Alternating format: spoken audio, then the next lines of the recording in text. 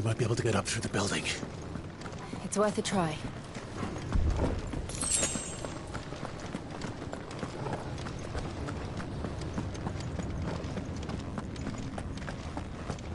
Quiet.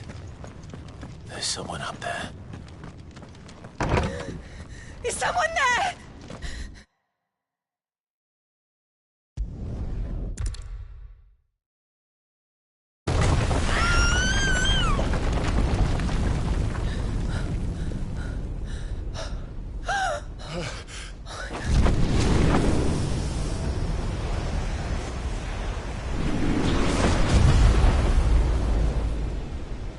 Joshua! Wake up!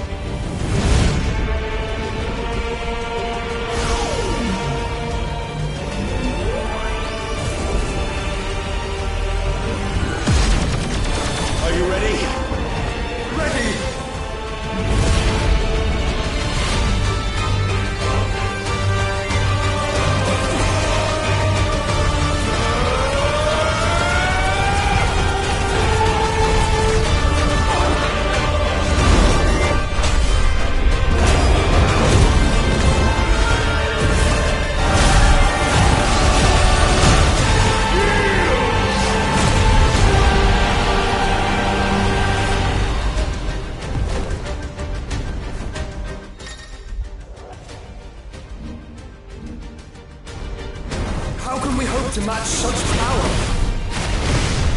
By trusting in our own.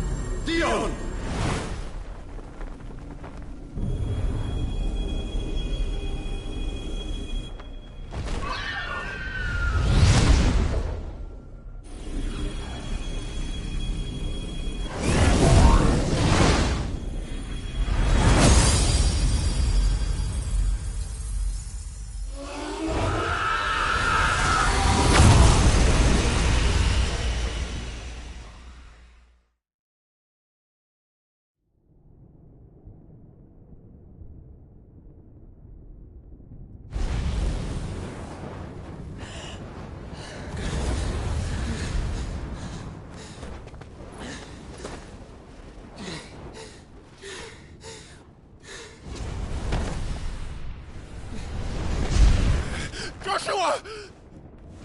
Clive!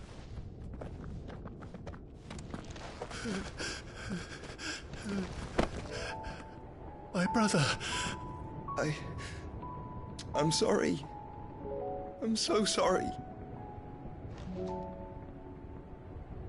You're alive. We both are. Nothing else matters.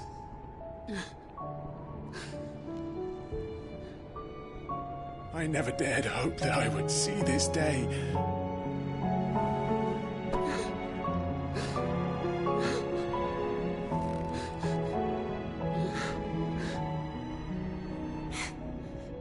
Reunited at last.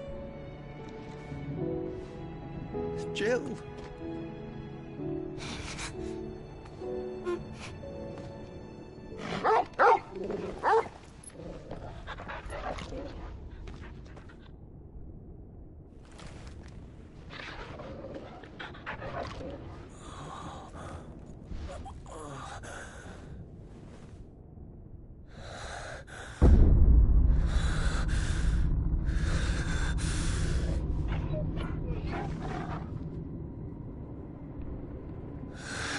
This is for my father!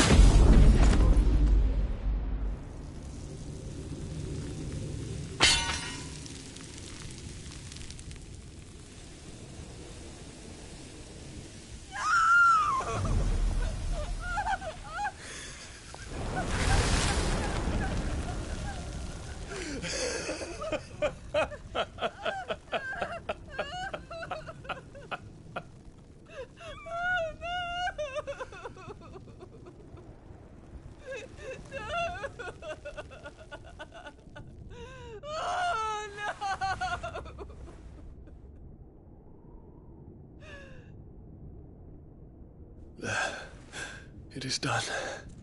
The demon that would tear our house apart is no more. Father.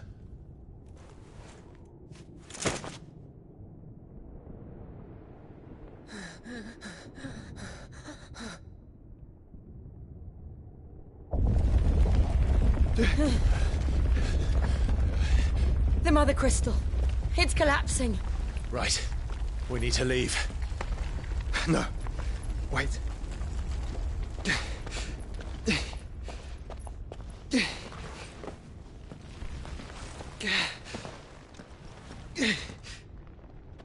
I owe him a debt. Fine.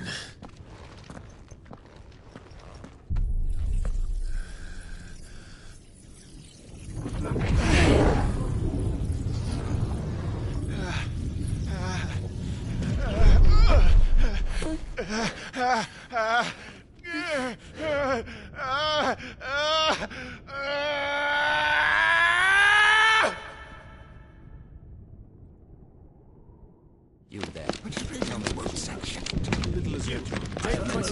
Don't reinforce the walls. Will be found. Report, Captain. Can nothing be done to call them off? I regret not, Your Radiance. The Dragoons answer to none but His Imperial Highness. The Council is powerless to intervene. We're hearing reports of rebel Madness is this, Dion. throughout the neighboring districts. Our men Focus are all holding efforts on extinguishing the fires around the capital. The city can wait. What about stocks of weapons and armor? This is not the work. Don't dally, man. Go! Your Radiance. Are the doors locked? And I want you to find out Make sure the doors are our locked. next move. By the light! Dion. Have you taken leave of your senses? Call off the Dragoons at once! Fear not. The populace will come to no harm at their hands.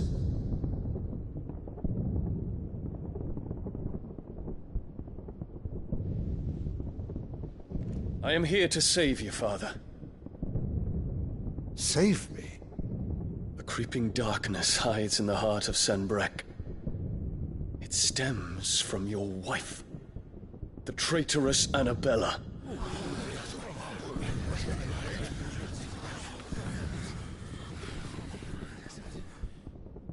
Not another word, Dion. Father, though you may not see it, The darkness has taken hold of you.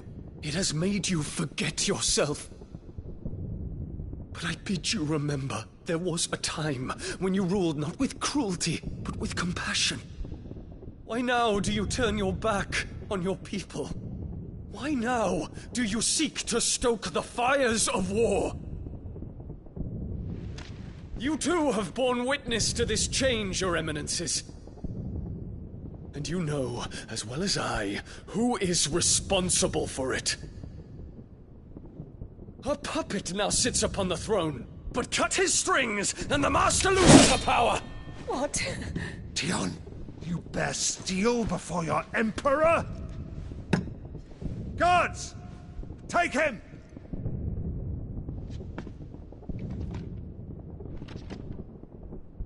For every citizen who falls, another can be bred.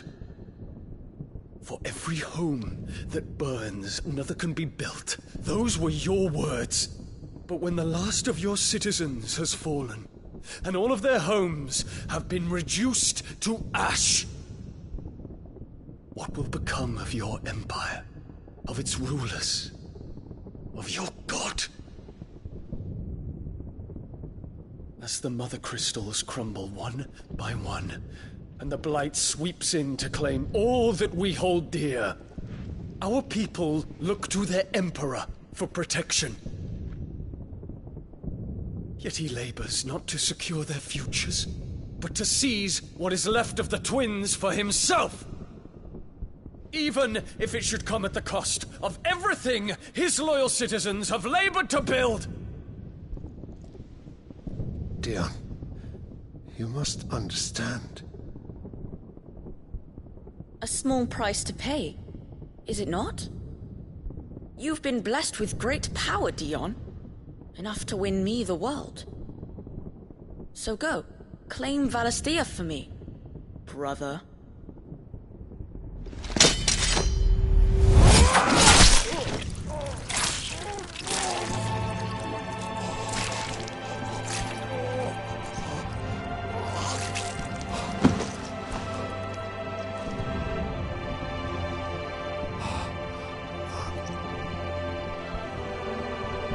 Dion.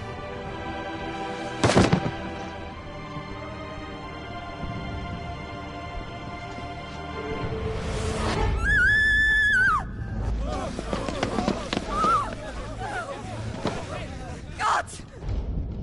Gods! Father. Poor father. How he doted on his children. That he would die to protect me was plain. It was but a matter of when. You planned this? You did well to endure so long. But you broke in the end, as I knew you would. And now Muthos approaches. Put him to the proof. I would see if he breaks. Go, Bahamut. Kinslayer.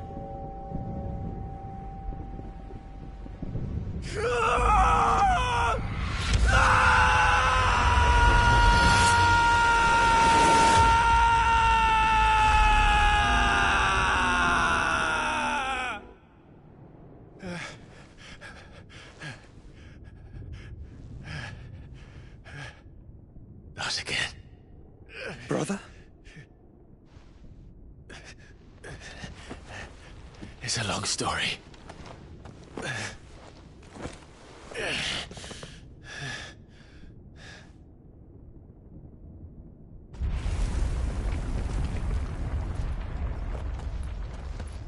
You cannot stay here, Mother. Come. Take my hand.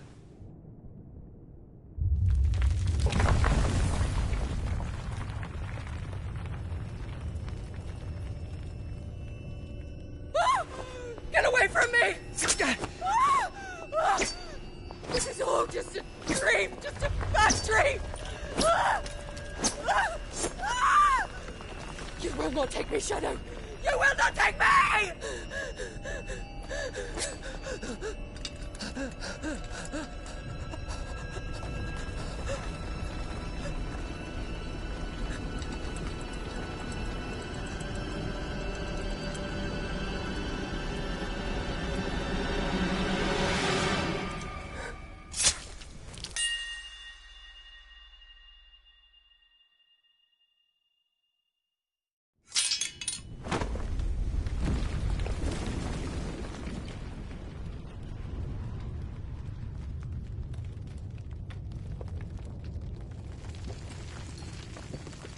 Mother.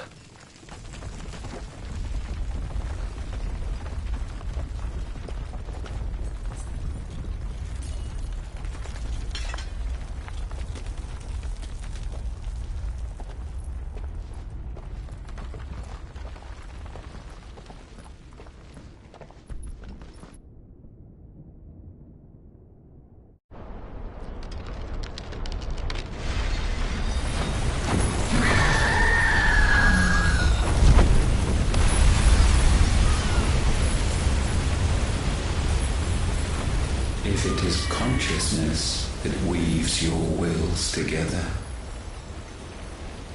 consciousness that blurs the boundary between your own will and that of others, then we shall set you apart once more. The ties that bind you shall be severed, and humanity return to its proper place.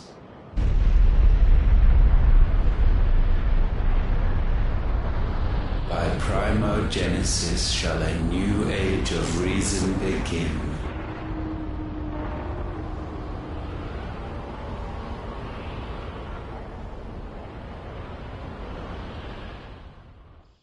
Relax, Your Majesty.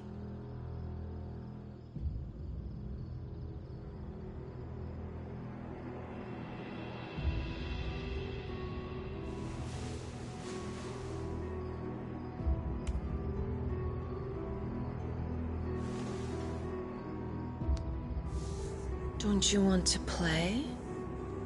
It's been a long time. If that is your wish. Men, you are as meek as all the others.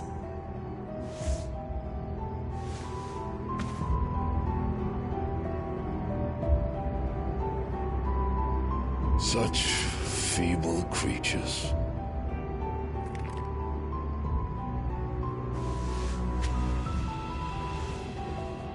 Gifted the power of icons, yet slaves to fickle emotions which usher you to your doom. And so you bind your fragile wills with strands of consciousness. The wretched handiwork of a wretched people. The sons of fire were united at last, and for but a moment their flame burned bright. Soon, Mythos shall become our perfect vessel. And then shall the world be remade.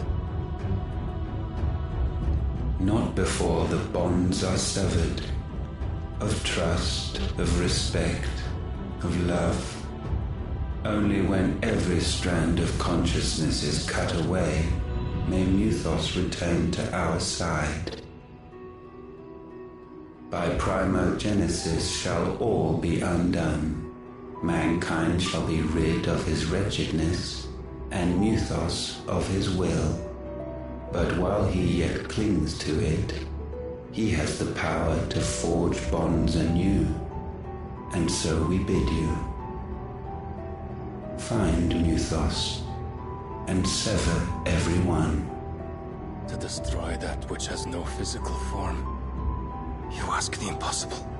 There is nothing your black blade cannot cut, Odin. We shall unite with Mythos, and bring forth a new world.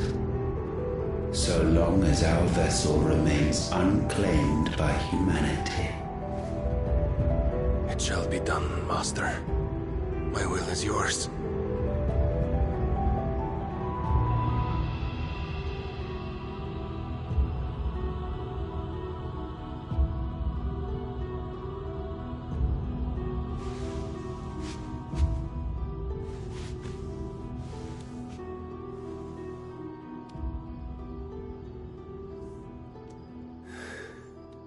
Mother.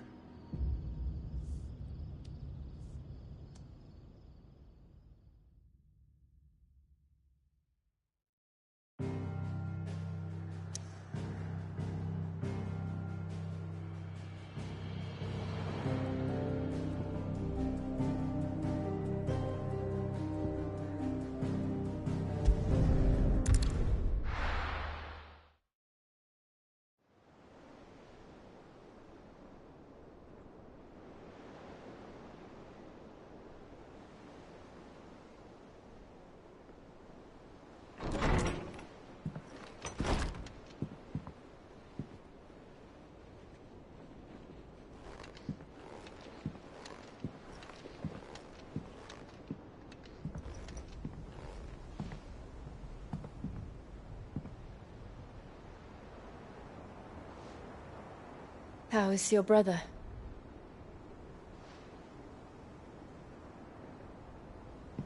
Asleep, since I returned from the Dominion. Taya says he should be back on his feet soon enough. For a while, at least.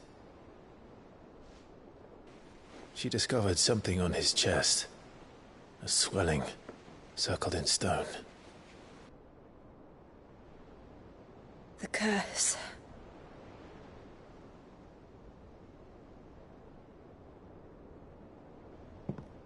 For every mountain we climb, another rises up to greet us, doesn't it? It's never ending.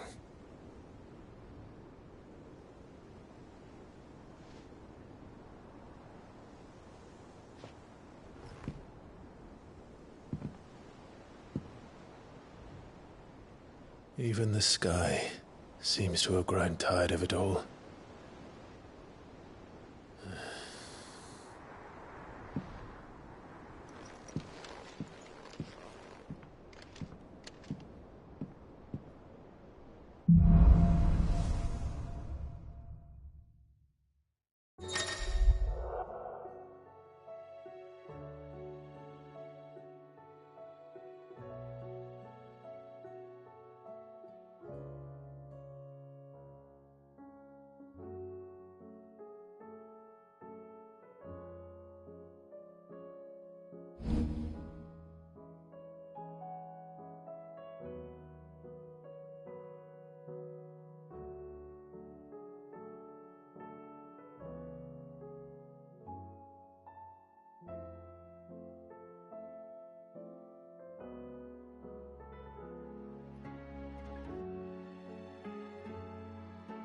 Tony won't be happy if I disturb Joshua.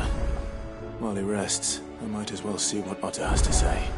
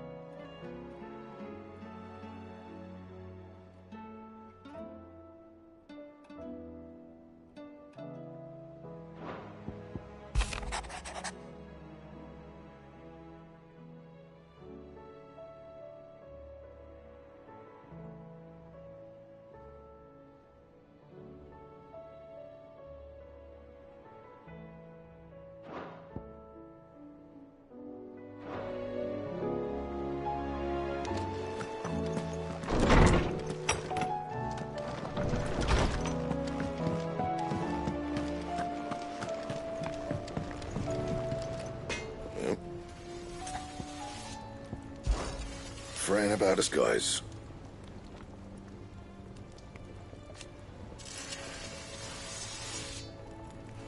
Unless that is... So, what'll it be?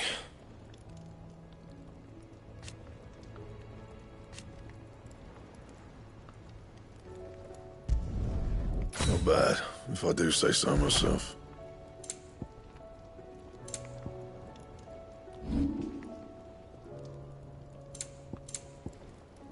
Anything else?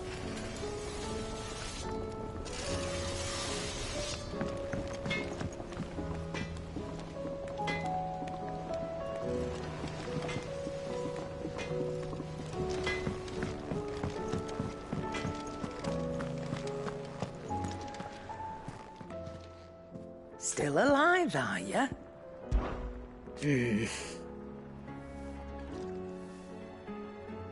The whole realm's in chaos.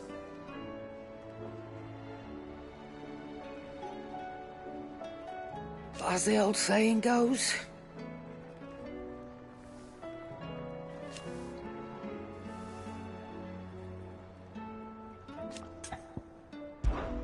go on then.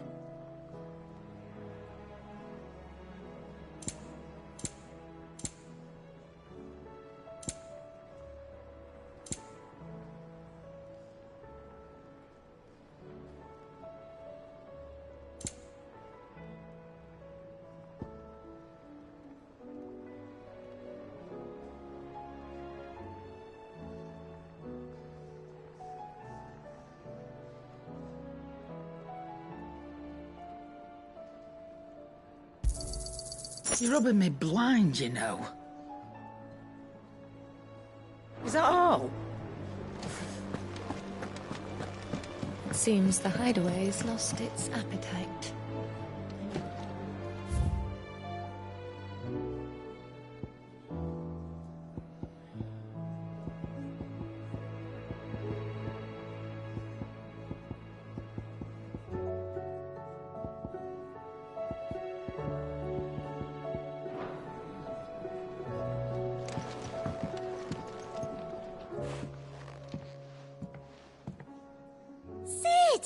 Look what the Cursebreakers brought back from Dalmekia. Said they were all the rage in Dalamil. Looks sort of funny if you ask me. I'll be damned. Have you had one before? Something smells good. What are we having? Bombs! And they are good. You should try one.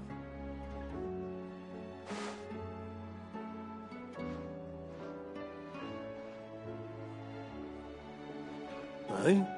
The bloody great hole in it. Who ate the rest? It's supposed to be hollow, silly. Haven't you ever seen Drake's Fang?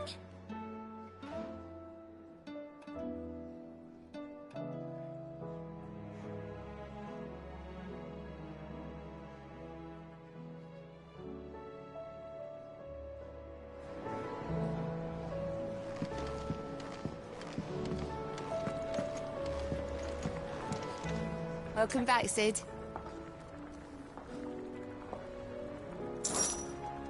Shout if you need topping up.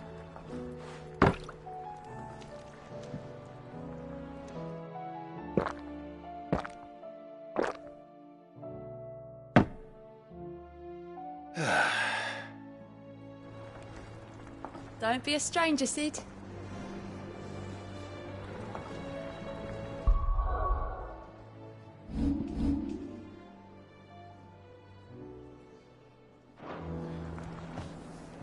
What can I get you, Sid? Oh, you're not leaving already, are you?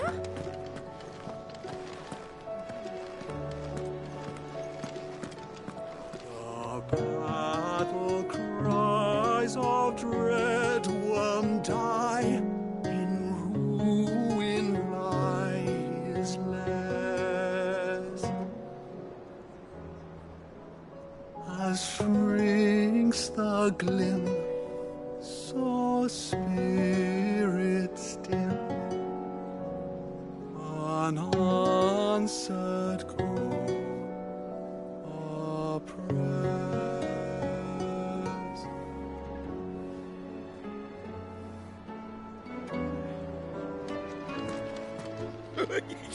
Ivan's newest dish is a masterpiece. Once you get over the urge to gag, that is.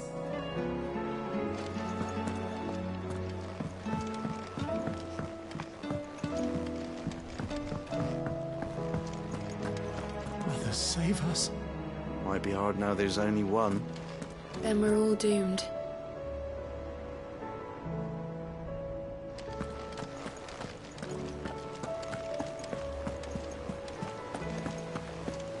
Did you see that? Tell me you saw that.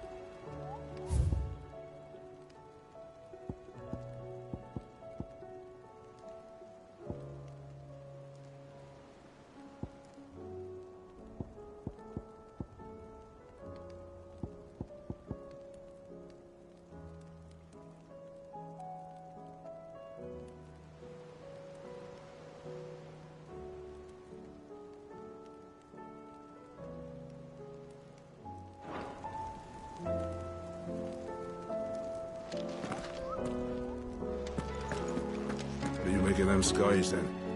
Otto, how fares the realm? The realm? Oh, she's just fine. As long as you look past the fat storms out mother crystals and her skies are a roiling cesspit. And Gav? He's with your uncle in the Free Cities, helping Mid with her project. Sent an owl their way the moment the winds turned foul. Still waiting on a reply, though. Do you have any good news? Well, that depends on your definition of good. All right, fine. What do you suggest we do? Oh, no, I'm just a messenger. I leave the scheming to those more suited to the task. Could be that Lady Vivian and Old Tomes have their own thoughts on the current state of things. Could be that they don't. It certainly can't hurt to ask. I suppose not.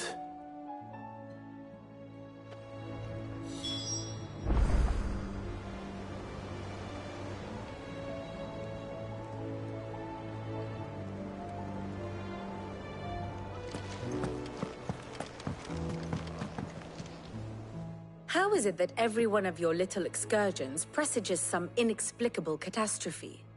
Not that you are to blame for the Dominion's fate. No one could have predicted the actions of the Crown Prince. I'm sorry I couldn't save your home. My countrymen are stronger than you think. A few toppled clock towers won't break their spirits. They'll be back on their feet in no time. I hope so. Look at us. Bluer than a pair of bog crabs. Tempting though it may be, sulking will not help us find a solution to this mess. You believe there's one to be found? I don't know. But I am certain we're more likely to find it if we first examine the facts.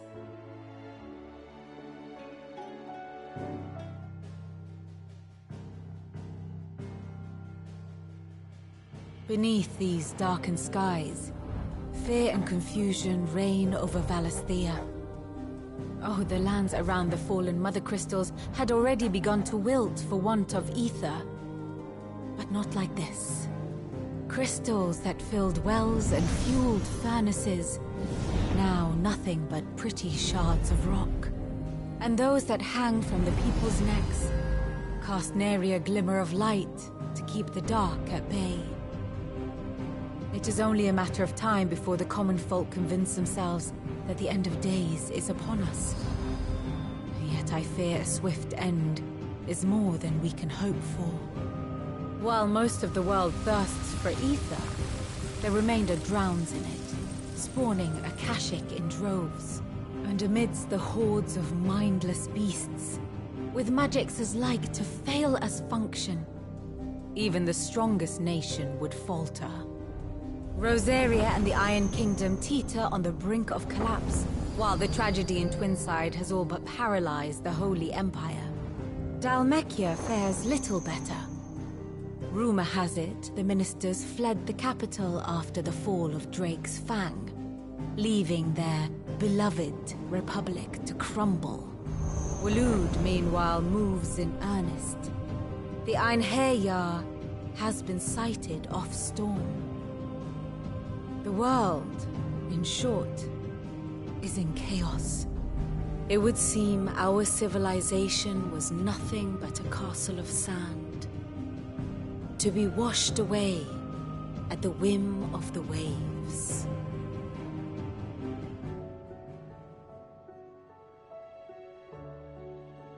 A castle of sand. Not my best flourish, but it seemed fitting. The reports I've received are considerably more blunt in their appraisal. Without the protection of their nations, it will fall to the people to defend themselves against those who would take what is theirs. Which is only ever going to end one way. Defending a farmhouse against a band of chocobo thieves is one thing, but pitchforks and palisades will do little to stall an army's advance.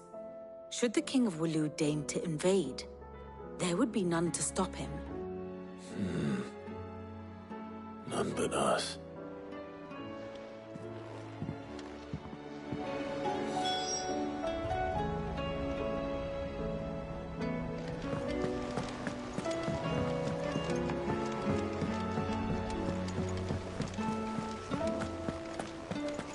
There's barely been a shipment in since the skies started boiling.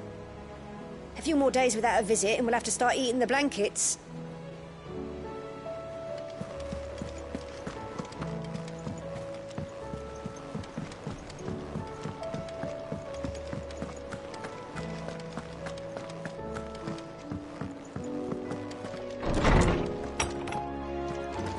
Is a storm coming soon?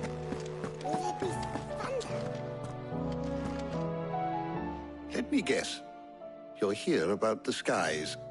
Is there anything you don't know, Lawsman? It doesn't take a court astrologer to augur the obvious. As for what has disturbed the heavens, that, I believe, is a question the Fallen might be better placed to answer than I. And on the 6th day did the gods tear the sun from the firmament, visiting darkness upon their prideful sons and daughters. But I dare say you remember your childhood lessons on the sins of Zemeckis only too well. You think they're connected? That Ultima was one of the gods responsible? Well, he has certainly exhibited powers that we mortals would associate with the divine. There is nothing divine about him. But he wouldn't be the first god of whom that could be said, now would he? Yet for all the fairy tales that tell of the sins, there is almost nothing in the way of actual historical accounts.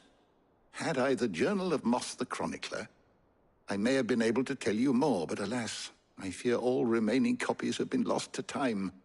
You will forgive me, I hope? Certainly not. Because there is nothing to forgive. Even without this journal, you've provided us ample wisdom. And we will always be grateful for it. Perhaps Otto will be more inclined to share his thoughts when he hears what the others had to say. Knowledge hoarded is knowledge lost. With the darkening skies,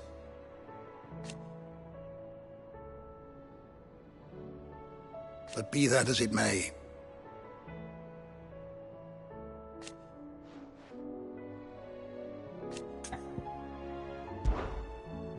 I have compiled some new entries, if you would like to see them.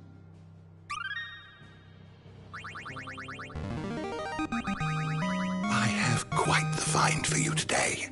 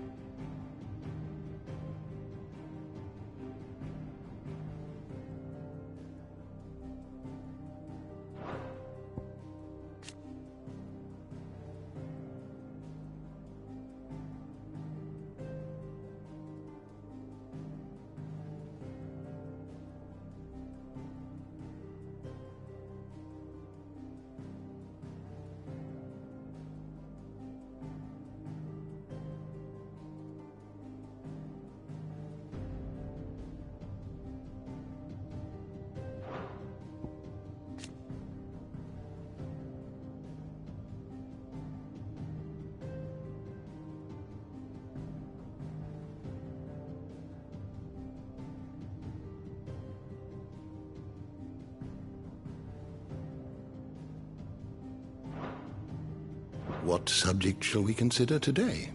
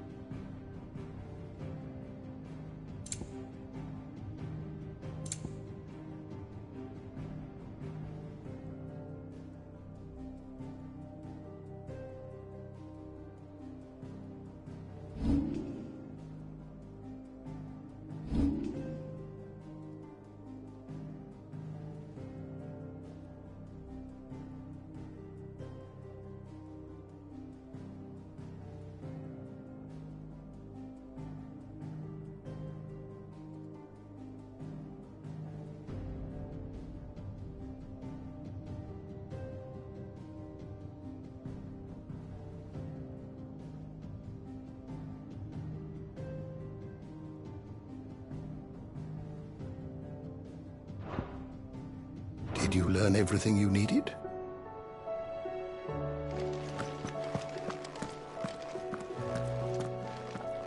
Is a storm coming, Sid? Will there be thunder?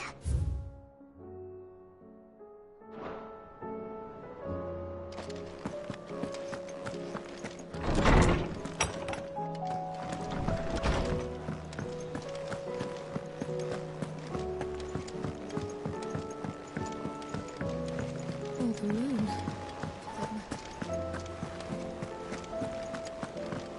Did you see that? Tell me you saw that.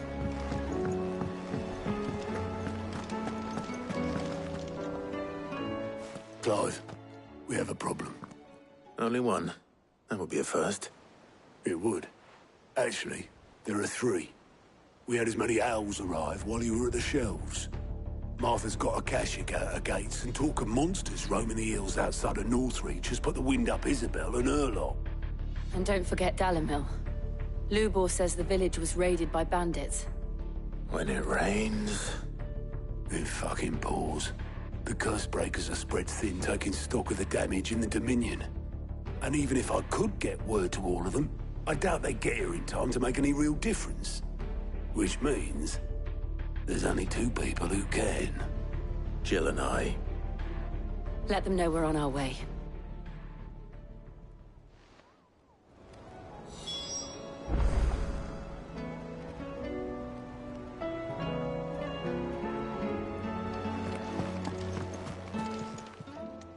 How are you doing? I don't mean to be gloomy.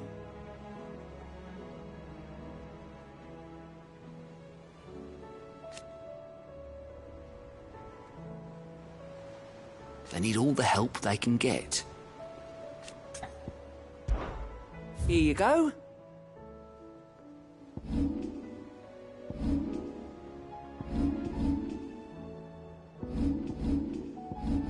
Seen enough?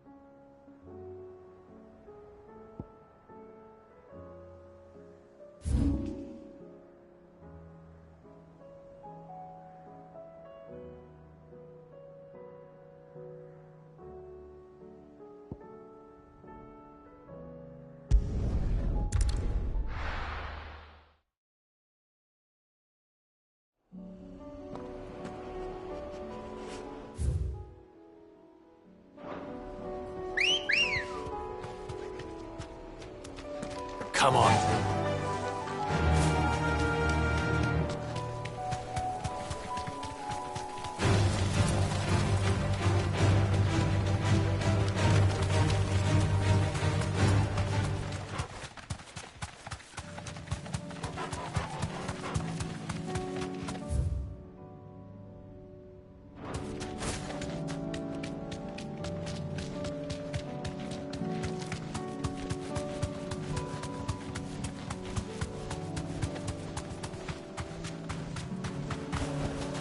Straight home now.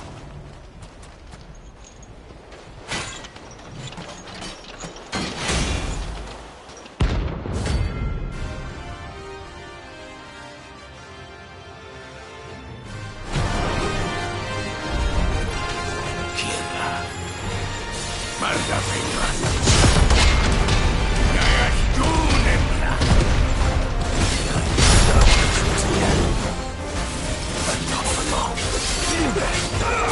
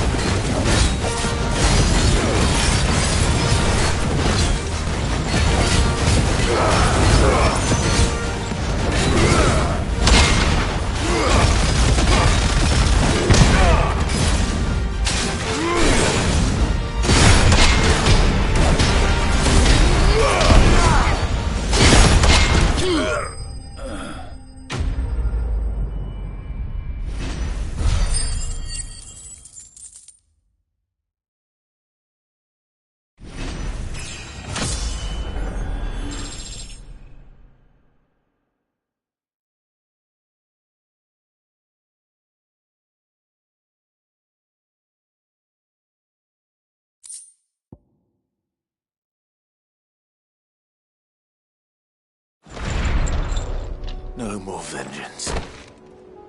No more war.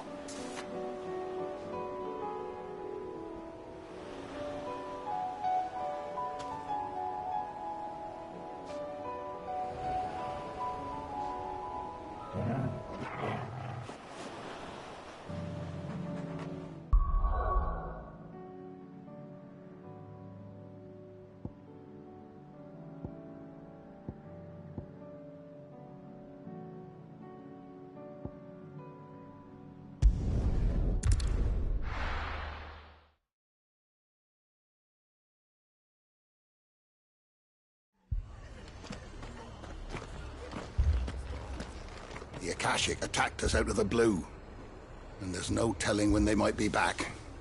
You'd best keep that sword handy, Sid.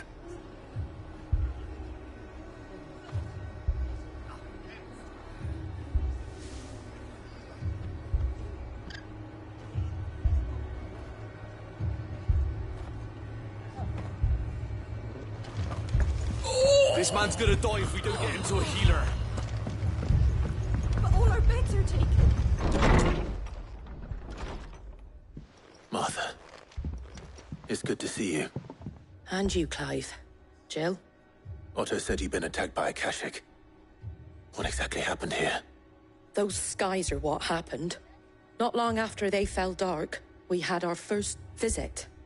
There were hundreds of them. Tried to storm the hill. Only a handful made it up here, but that was more than enough. The rest are still down there now. And while we have a few willing fighters holding them back, they're sorely outnumbered. What do you think, Clive? That we join the fight?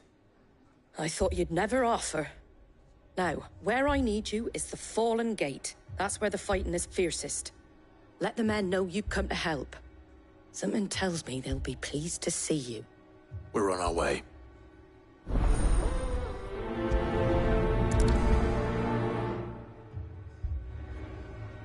Do you think there were as many as Martha says?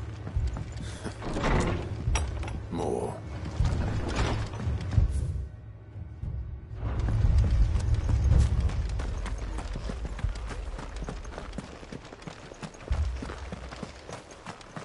You don't think they've abandoned us, do you? Them not. Not a chance.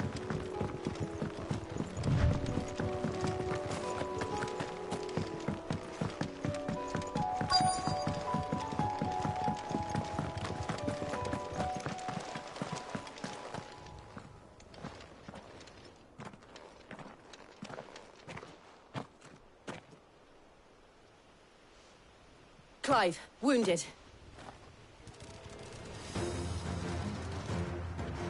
We deal with the Akashic first.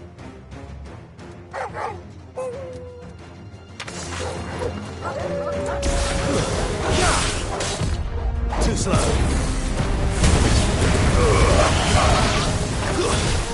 Stay down.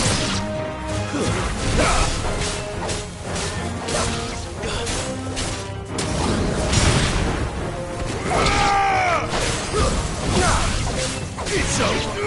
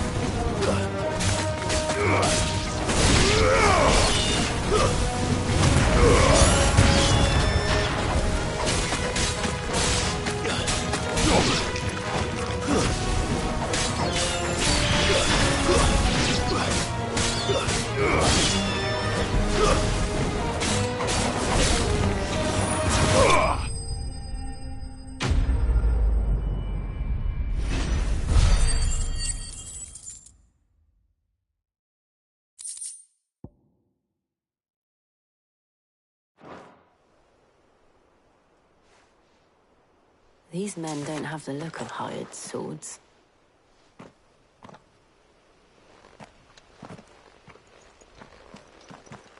If you've come to rob this place,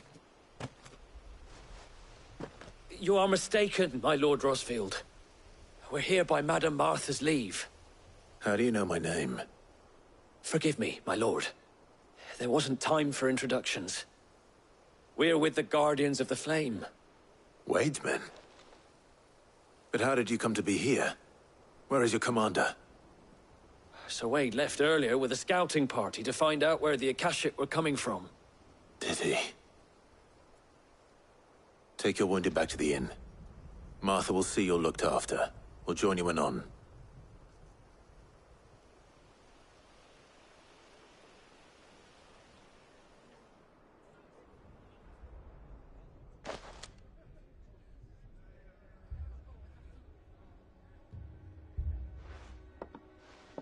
And to think you took them for thieves.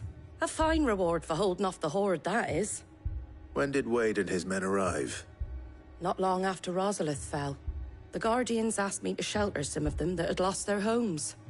They were making ready to leave just as the skies turned, and we agreed it was best we stuck together. Martha! Trouble! The scouting party's almost at the lift, but they got a pack of Akashic snapping at their heels! And they got wounded with them! They're not gonna make it! Damn it all. We'll worry about them, Martha. You look after everyone here. If any can still fight, send them to the lift. I will. You two be safe now.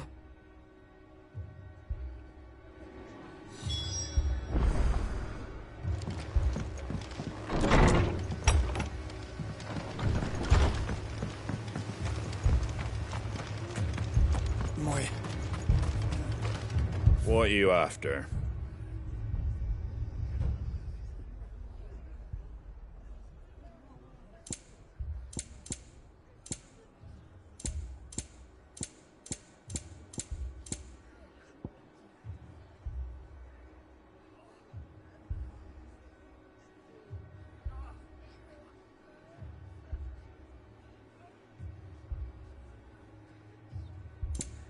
That all, is it? How do? There you go. Thanks very much. Much obliged. Fare thee well.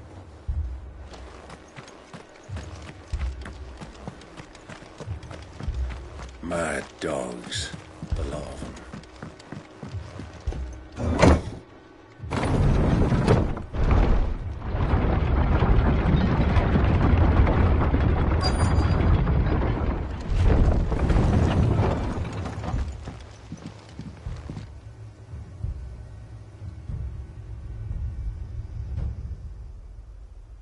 Squire, I need you to get those who can still walk up the lift to Martha's. But what about... I didn't ask, Oscar. Sir. Sir Wade. Lord Rosfield. If you aren't a sight for sore eyes. Martha seemed to think you might need some help. And by the looks of it... We thought we could sneak by them. But we didn't know there would be so many. How could we have? Behind you!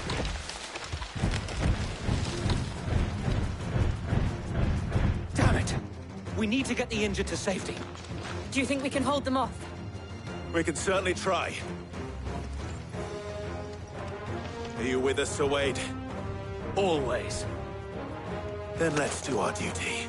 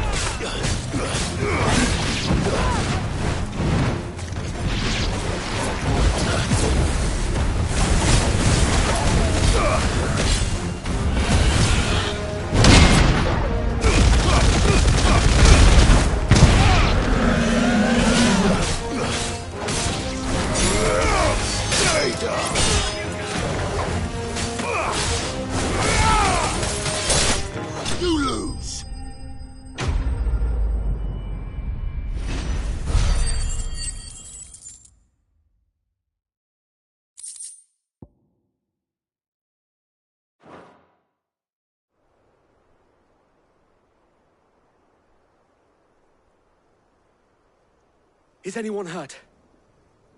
I don't think so. And yet again, you've pulled me from the flames. It's just a pity I keep walking into them. You've never been one to shy away from danger, Sir Wade. Like any shield worthy of the name. I see you're all in one piece. Martha! Is something wrong? The lookout saw smoke coming from down Eastpool way. Too thick to be a hearth. A second horde. Feel like finishing the job? Always. Jill and I will make for Eastpool. You'll need to move the injured without us. Don't you worry about them. The moment my men are safe, I'll follow. Good luck.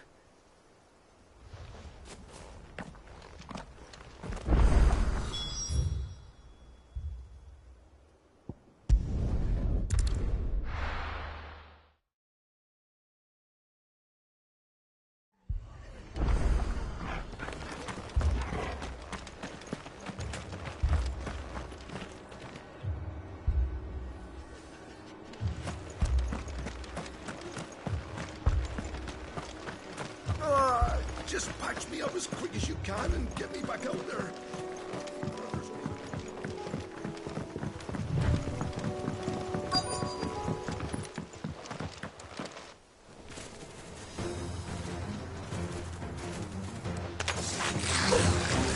They're headed for the rest. We have to slow them down. Martha and the others won't be ready. Stay down!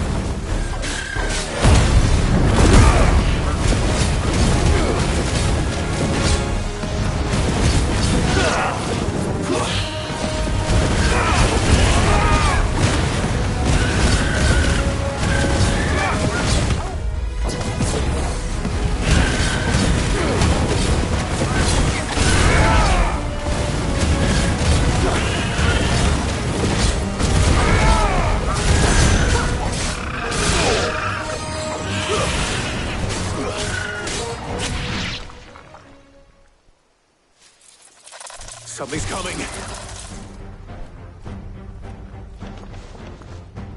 Apologies, my lord. Did I miss anything? Only the first round, Sir Wade. Shall we?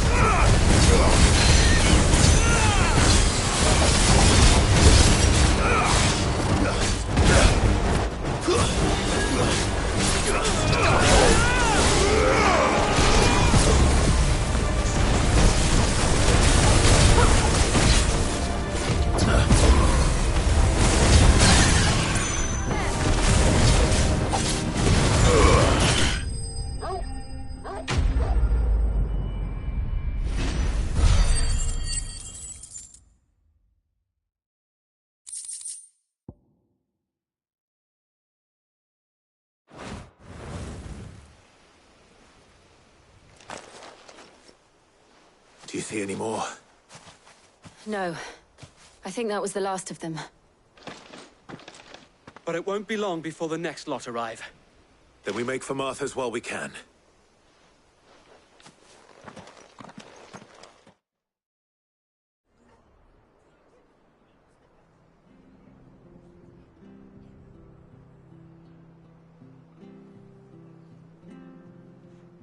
What did you find out there? The same as Sir Wade. Scores of Akashic. Well, wherever they came from, they're gone now. Our lookouts say the lowlands are clear. Hopefully we'll have enough time to lick our wounds. How many of your men were injured? A damn sight less than if you hadn't turned up. Thank you. It was a hard-fought victory. But as long as the skies remain dark, I fear the Akashic's numbers are only going to rise. It's not a matter of if the Horde will be back, but when. And whether that's sooner or later, we'll need to be ready. The inn here affords a good view of the land, and is easily defendable. I'd like to make this one of our outposts. What do you say, Martha? You'd have more men to guard the rest. Well, when you put it like that, of course they can stay.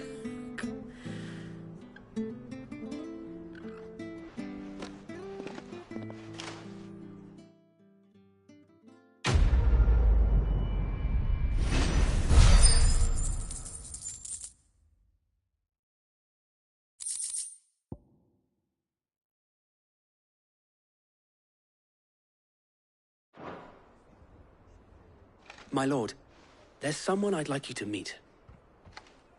Oscar, over here.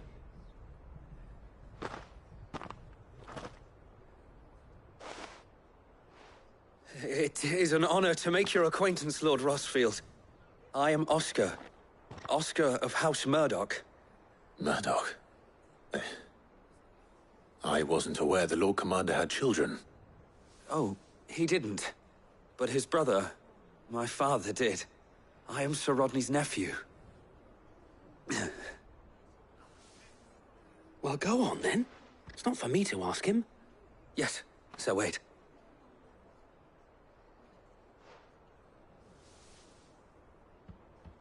If it please you, my Lord Marquis, might you take me as your squire? I would learn the duties of a shield from the finest. I'm sorry to disappoint you, Oscar, but I am a shield no longer. Nor was I ever the finest.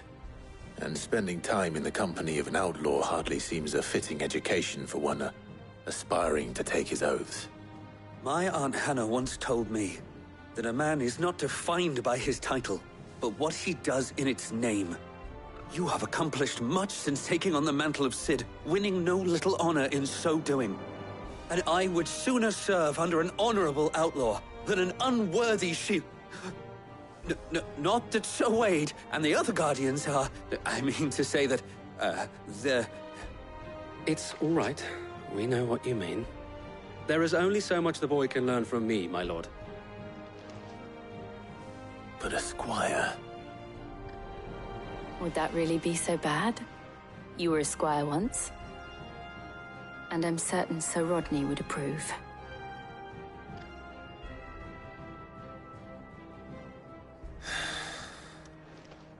Know that I'll show you as much leniency as your uncle showed me. I would not have it any other way.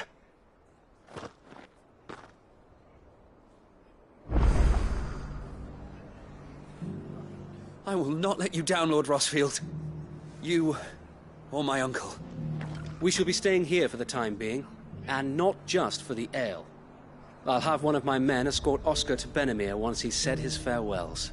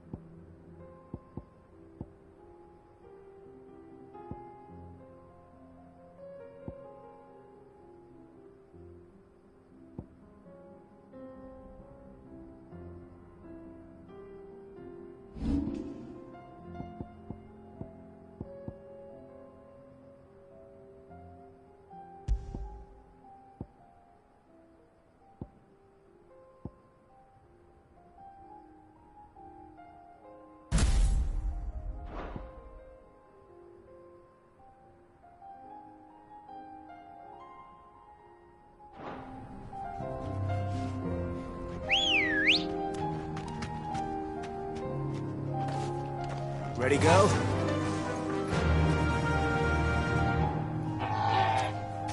Fly, Ambrosia.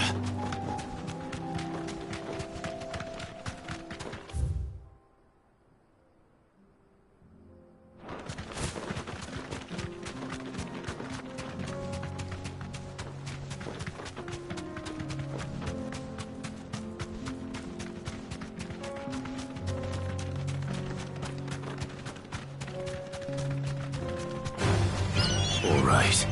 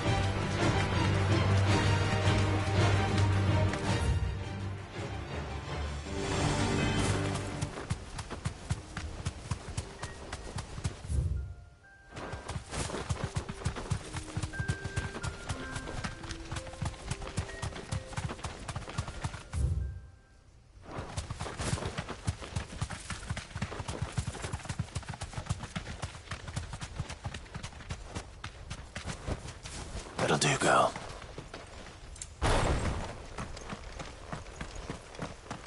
We're not alone.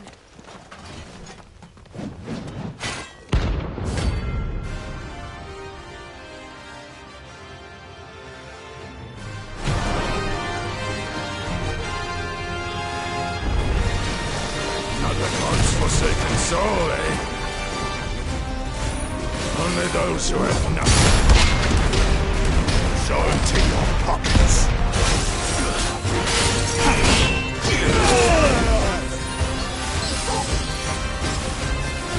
Others will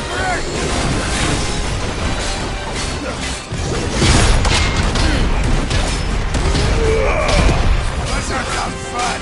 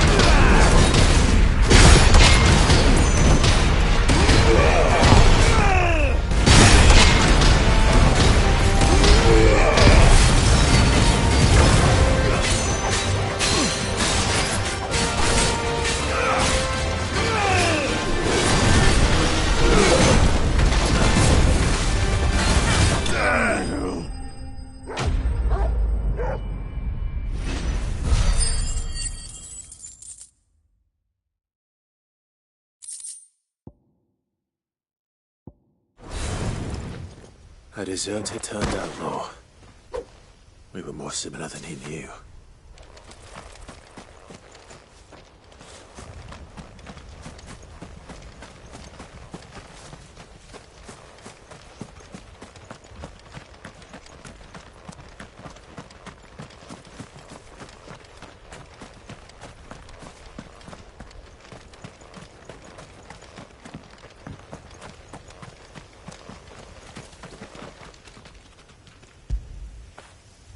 All right, boy.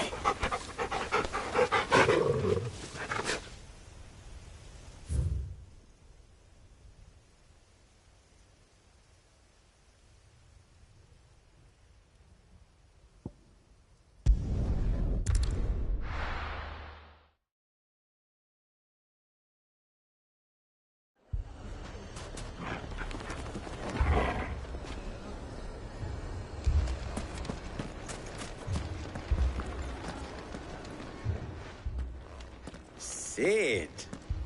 Your new companion appears much more formidable than your uncle. Should I be worried? You haven't been introduced.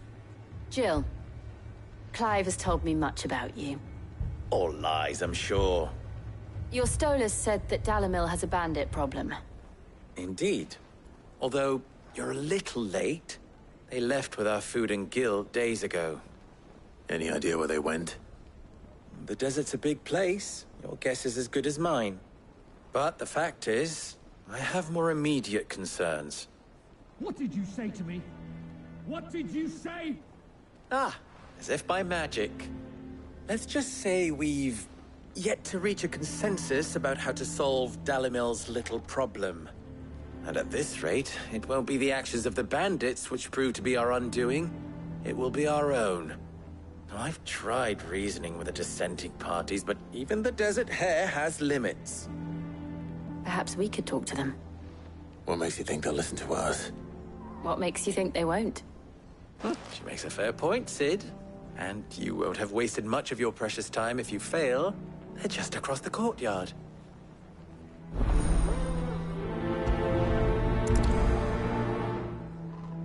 Suppose we just follow the shouting.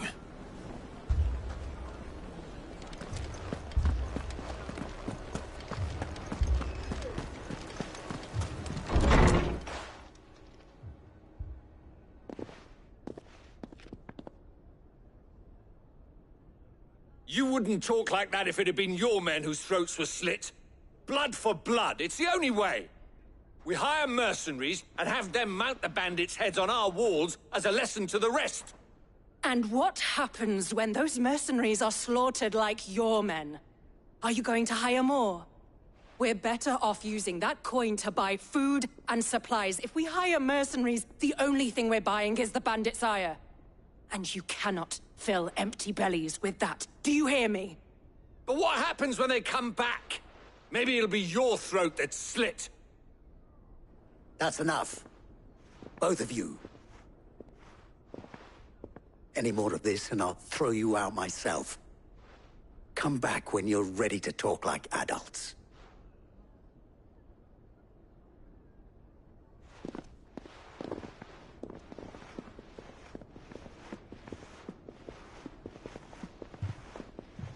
Victor. What's he doing here?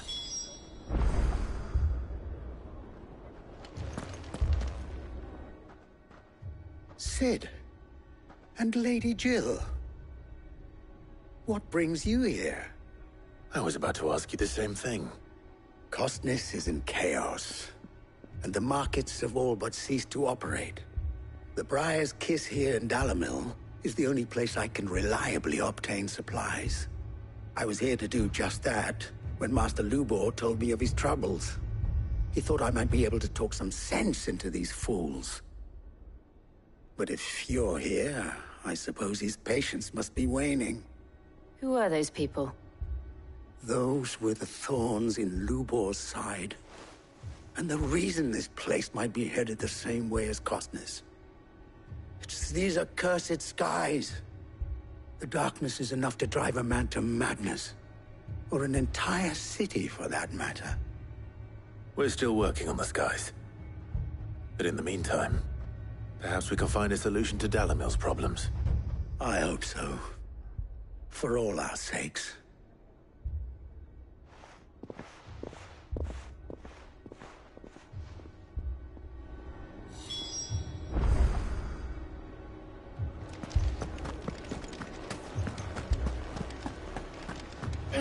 Fucking thieving bastards! So, you see my predicament? What I saw was a room full of people who were angry and afraid. And with good reason by the sound of it. But if left to smolder, that anger and fear could set the entire town alight. My thoughts exactly. What to do? Both sides wish to protect their homes and livelihoods, if only they could agree on how. But as long as they are divided, we are vulnerable. And if there's one thing bandits like, it's an easy target. What would Cid the Outlaw suggest? Well, if it were my namesake, he'd let them choose for themselves, and be on hand to pick up the pieces when it all went wrong. That sounds like a recipe for disaster. A recipe for disaster is precisely what it is. But perhaps that realization would be enough to make them question the ingredients. While it's plain neither Conrad nor Natalie will countenance the other's proposal, it may still be possible to make them doubt their own. Before presenting them with a third option. And that would be? To pool our resources and save the city ourselves. Why fight each other? When all that fear and anger can be directed at the bandits. It appears we have a plan of action. Victor, pay Conrad a visit. See if you can't convince him of his folly. I'll speak with Natalie. As you wish. Your faces are not well known in this town. That may prove useful. Don't worry, Victor and I will do most of the talking. You need only play along.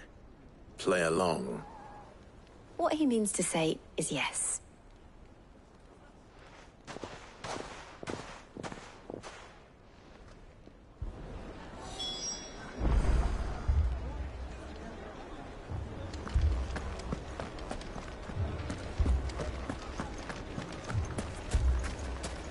Picture it, Conrad. Your own city guard. With you as captain.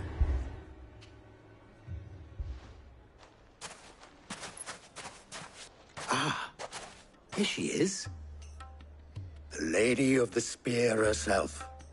Conrad, may I introduce you to Jane, commander of the Red Wings, the oldest mercenary guild in the Free Cities. A pleasure, my lady. The pleasure is all mine. As I told you, I summoned the commander here from Canver to inquire about a contract. Victor says you told him no. That there aren't any men left to hire. Is that true? True as the crystal's cracked. Nobles came and claimed every last one worth his salt. And not just from us Red Wings. You know of the 7 high houses? There must be 2 swords assigned each one. Granted, we have a few boys left. If it's boys you're looking for. Well, Conrad? Are you saying that Dalamil's finest cannot defend this town better than a gaggle of unblooded striplings? That a band of beardless youths could better avenge the deaths of your brave men than you yourselves? Absolutely not. We'll show those bastards who they're dealing with.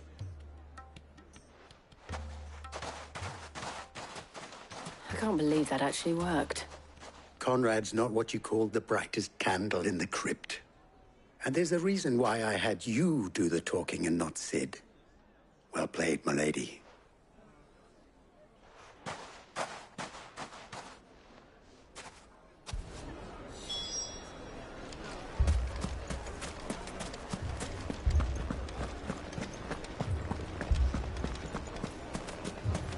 My shop.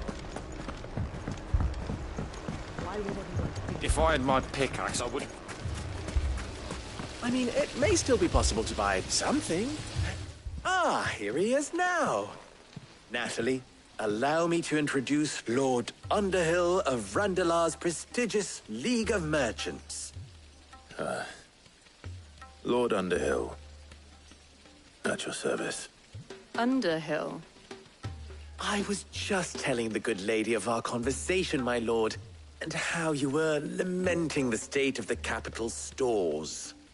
Lubor says that not only are the granaries almost empty, but that war and the Blight mean this season's harvest won't be enough to fill them for winter. Indeed, certainly that is the case. The nobles in the capital are buying up the city's stocks of barley and wine, driving the prices higher than most commoners can afford. It is only a matter of time before the peasants revolt. It is worse than I thought. If what Lord Underhill says is true, I fear we have little hope of supplementing our stores, meager though they regrettably are. And while I applaud your endeavors to dissuade our more bellicose citizens from seeking vengeance, I sense Conrad is not wrong in his assessment of the bandits' likely return. Which means that now, more than ever, we will need to secure what little we still have. Food, weapons, herbs, everything. If our humble town is to endure not only this hardship, but those that are certain to follow, we must stand united. All right. If it will help to protect my home, I'll do it. But you needn't have gone through this charade.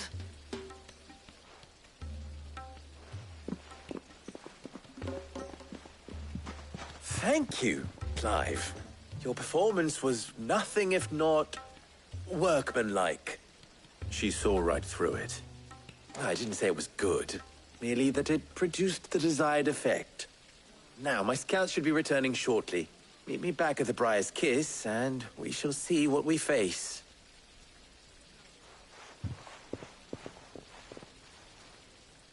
I'm not convinced our roles in this ruse were entirely necessary. I don't know. Conrad seemed quite taken with you. Little I can to defend what little we have. But I would not see any unnecessary blood spilled. We need a plan. Mummy, I'm scared. Oh, I'm ruined. Good news, Sid. Both Conrad and Natalie have somewhat gracefully accepted their new roles. With time, they may even learn to... Time no longer appears to be the luxury it was before lunch. I take it your scouts found the bandits. Technically, it would be the bandits who found my scouts. It appears they march for Dalamil as we speak. All of them. You're not serious. They don't just want food, they want the whole damn town.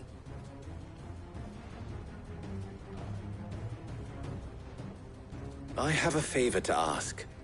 I'm told the bandits march in 2 groups, one from the south and one from the desert, in a move doubtless intended to stretch our already gossamer-thin defenses. Very well. Jill and I will meet those from the desert. But what of the rest?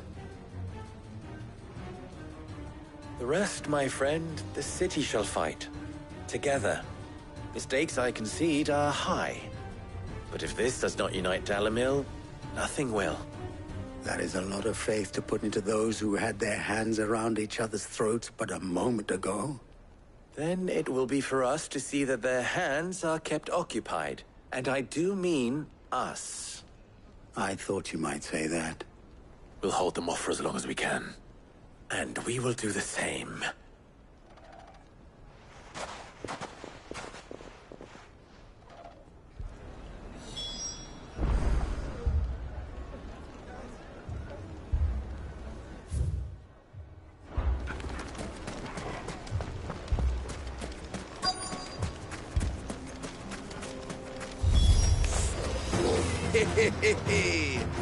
No women folk have come to welcome us. I'll take that one. It's all yours.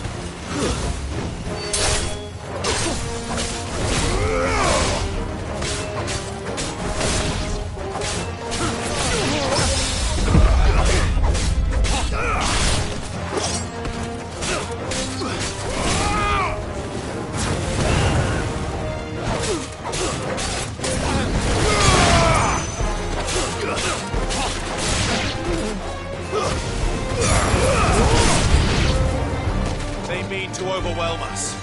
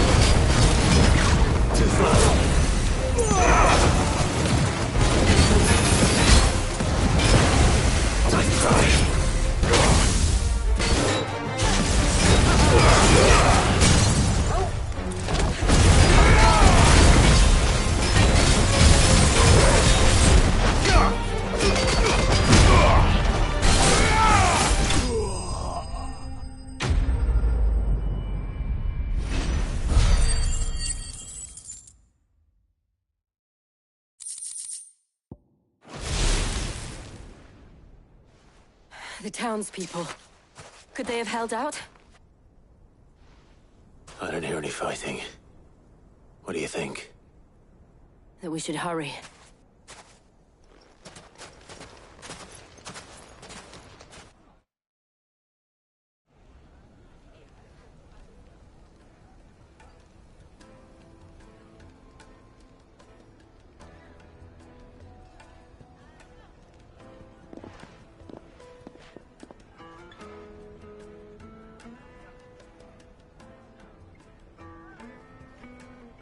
Natalie, I owe you an apology.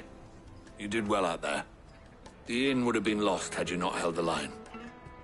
Without you, there would have been no line to hold. You saved us, Conrad. You saved Dalimil. We all saved Dalimil.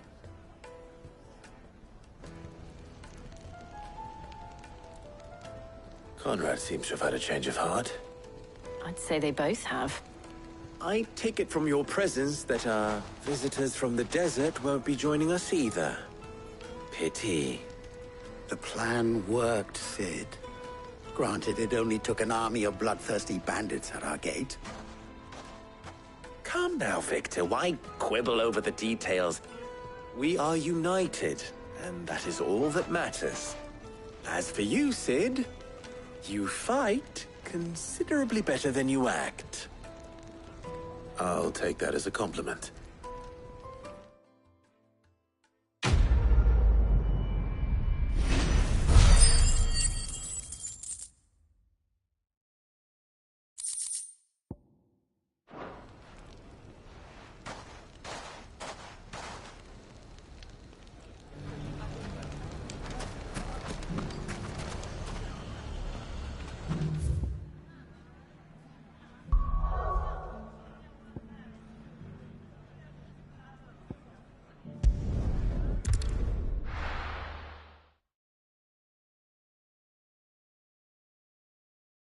First we find Isabel.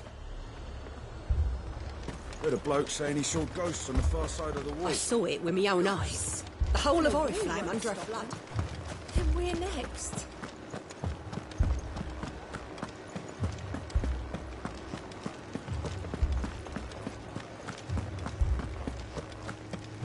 I can't do it. But you can.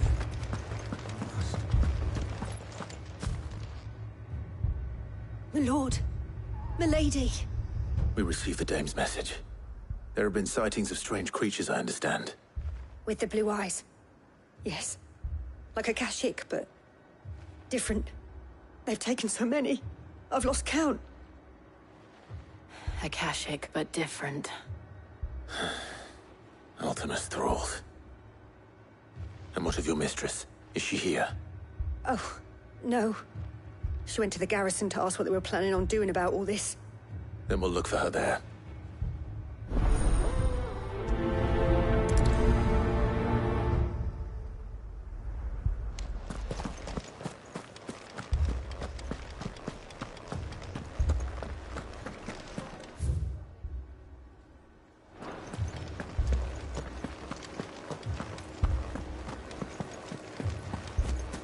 Four left for more on the captain's orders.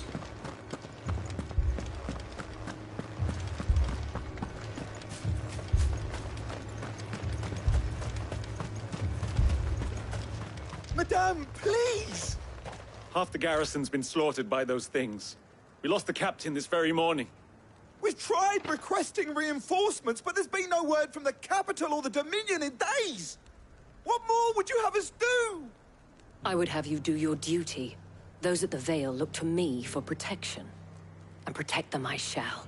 Because they are my charges, and that is my duty. In case you have forgotten, the people of this town are your charges. But more than that, they are your people. Your sisters, your brothers, your lovers. So you have a choice. Lay down your sword and watch as they are slaughtered, or take it up and do what is right. She speaks the truth, you know. This here, it's all we have. It's all that's left. What we have left is our lives!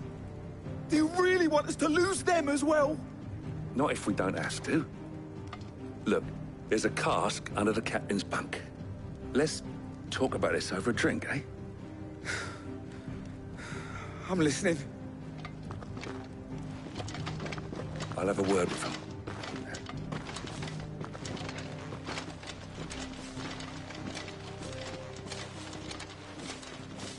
Ah, Clive. I didn't expect help to arrive so quickly. And sought to take matters into my own hands. It was a noble effort, but I thought you might still need some support. How like you to consider my needs. What we need to consider is where the creatures came from. The way the survivors speak of them, one would think they appeared out of thin air. And perhaps they did. It's hard to know what to believe these days. We'll talk to the survivors.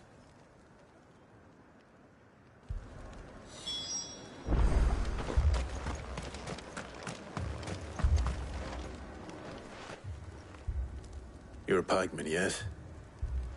What happened? I've got family in Moor. I heard the flood was spreading, so I went to see if they were all right. And a pack of them glowing things found me in the meadow. I ran for my life. I never did get to the village. Leave that to us. My family. Don't leave. Oh. I'm sorry, darling. I truly That am. thing, it took... Did you see the creatures that attacked you? Creatures? Yeah, they came out of nowhere. They went for Joseph first, then me, and then they were just gone. Do you remember where you were? On the road from Oriflamme. We just passed Moor when... Where's my Joseph? It's all right. Just rest now. At least we have an idea of where the thralls might be now. We should head for more.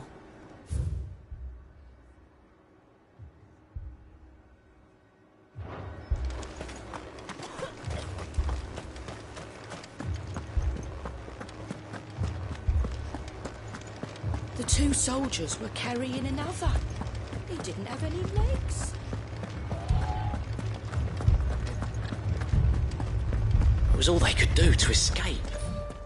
They just left the bodies there in the flood.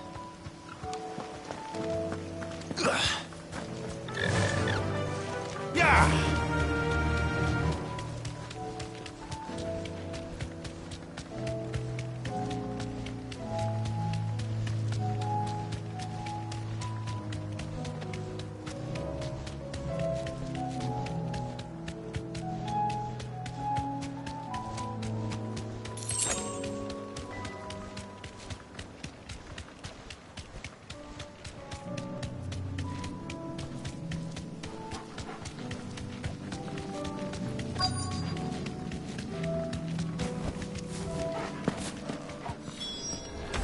Clive, look! I see them. With me!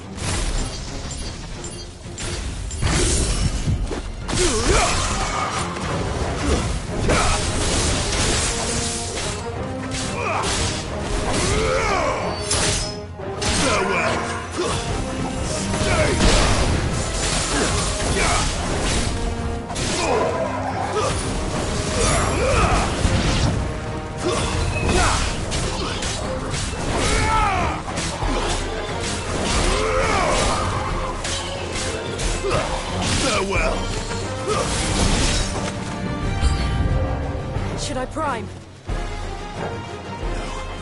Save your strength.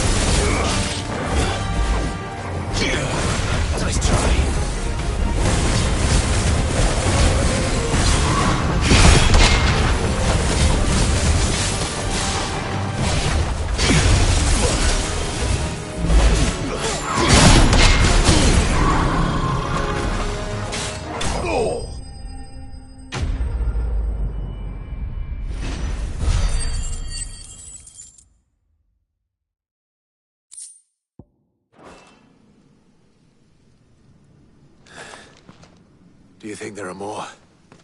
There are always more. But I'd say we've done what we can for the time being. Then we should let Isabel know.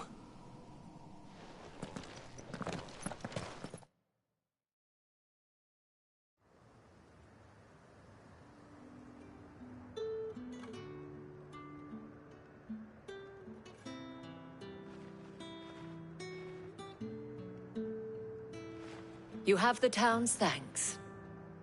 Don't thank us yet. There will be more. Many more. And you'll need to be ready for them. Oh, we shall. Isn't that right, Captain? Yes, milady. The garrison will be ready. Philippe here has convinced most of the men to remain at their posts. For now, at least. Hearing that the Dame would look kindly on any man who committed himself to the task certainly didn't hurt. It's not the most selfless of motives, I'll admit. But whatever it takes, eh? Now me, I never needed convincing.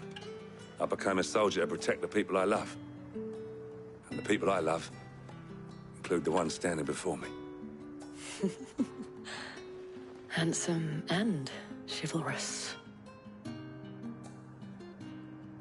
Now, if you don't mind, I have sentries to post. Milady.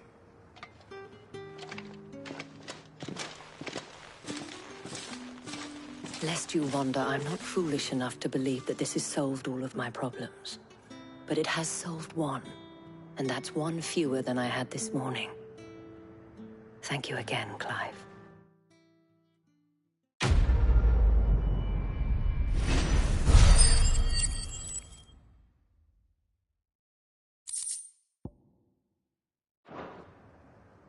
Our friends seem to have things under control. For now, at least. Let's go and put Otto's mind at rest.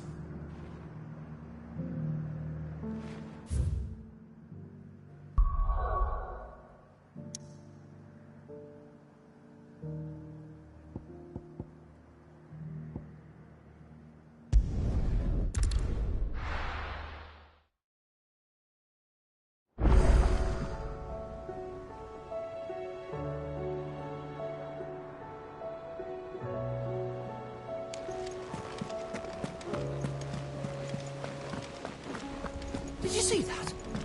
Tell me you saw that.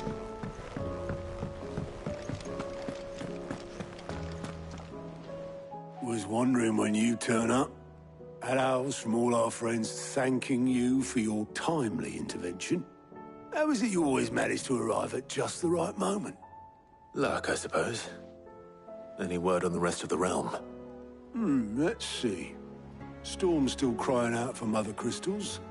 The nations are still in chaos. And the skies are still the colour of a kick in the kidneys 2 days on. So... Right. Clive, we knew this was going to happen. Well, not the bleeding skies part, but you take my point. Now's not the time to second-guess yourself. Now's the time to visit the infirmary. Talia says your brother's awake. Thank you, Otto.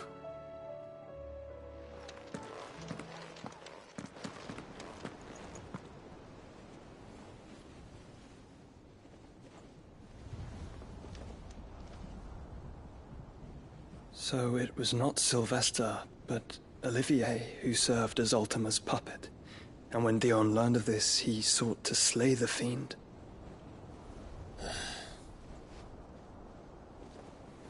Only for his father to take the spear that would have freed him. Enough to drive a man to madness. Small wonder he hasn't stirred. I would be afraid to wake. Had I but reached out to him sooner, warned him of the threat Ultima posed. But now, both an empire and her prince lie broken. Joshua, what do you know of Ultima?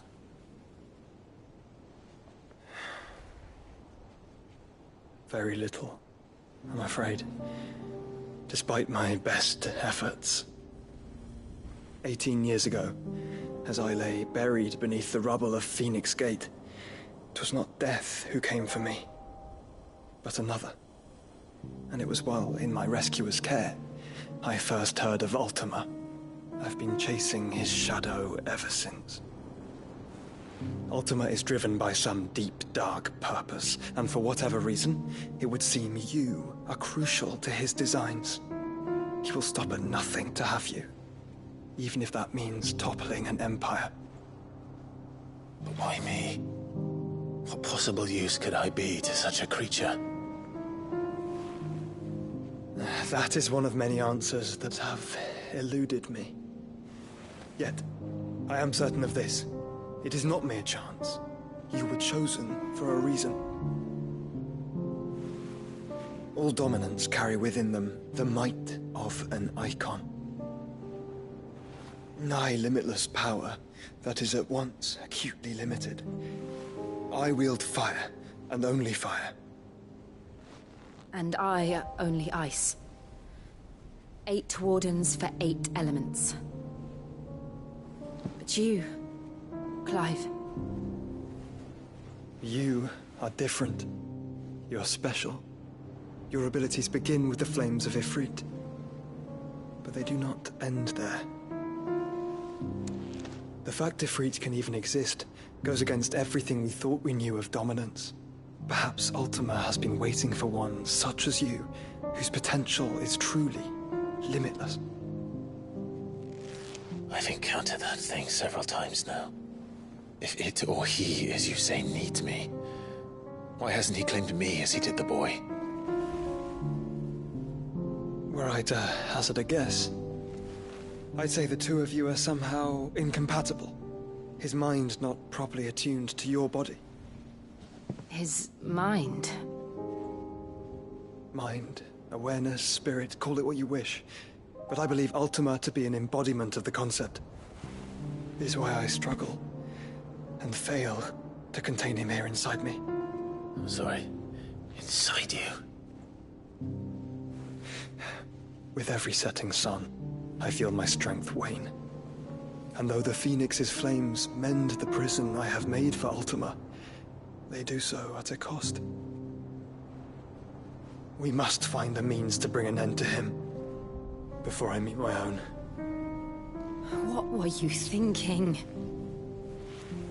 It was that or let him take Clive.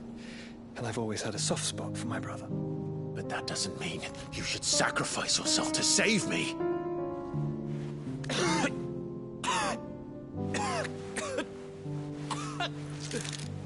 Joshua.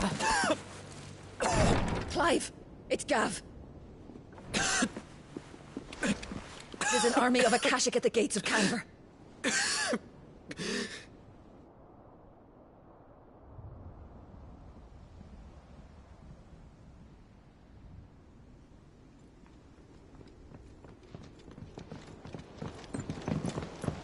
Well, what's the short of it? I thought Tyre told you. The capital of the Free Cities is under siege by an army of monstrosities. The city guard are doing their best to stem the tide, but numbers ain't on their side. What of Lord Byron and Mid? Were they able to escape? No, but they're all right for now. They're hiding with Gav at midship. We have to get them out of there. And we shall. Otto, prepare a Stolas. Tell Gav to stay exactly where he is. Understood. Vivian, what's the swiftest route to the Free Cities? That sounds like a question for the map. Look here. This road, through Tabor, should provide the least trouble. Good. What a coincidence. Tabor is exactly where I'm bound. Joshua, bed is where you should be bound. You don't think I told him the exact same thing? Were Tyre not such a talented healer, I would surely have been inclined to agree. But, thanks to her ministrations, I feel I may safely rejoin my attendant, who was to wait for me in Tabor if we became separated. All right, we travel together. Clive! If he stays close to me, he'll be fine. Thank you, brother. I'll look after after him.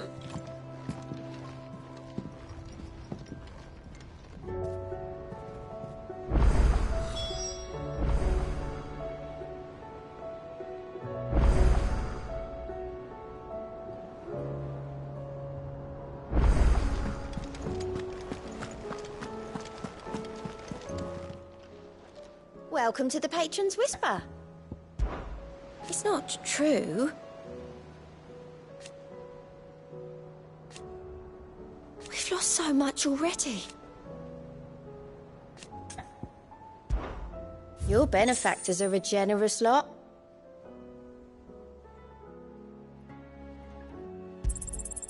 Here you are. All done?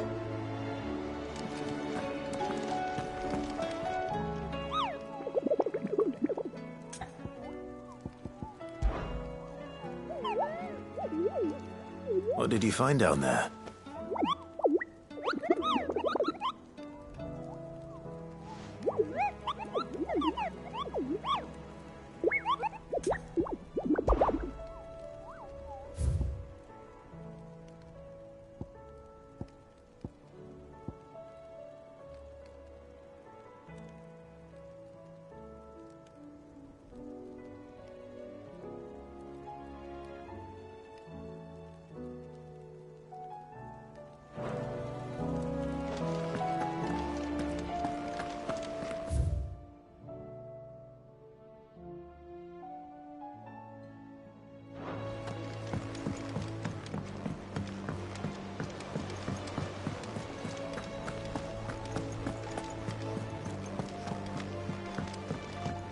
Will we ever see the sun again?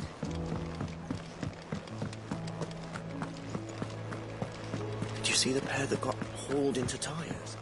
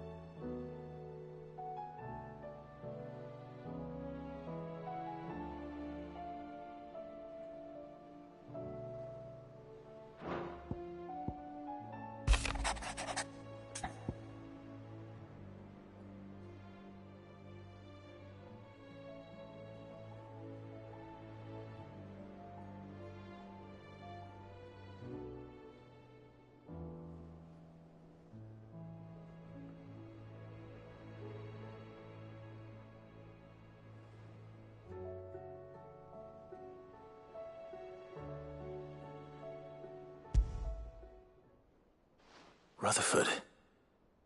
Wasn't that the name of my uncle's manservant? Where would he be at Martha's Rest?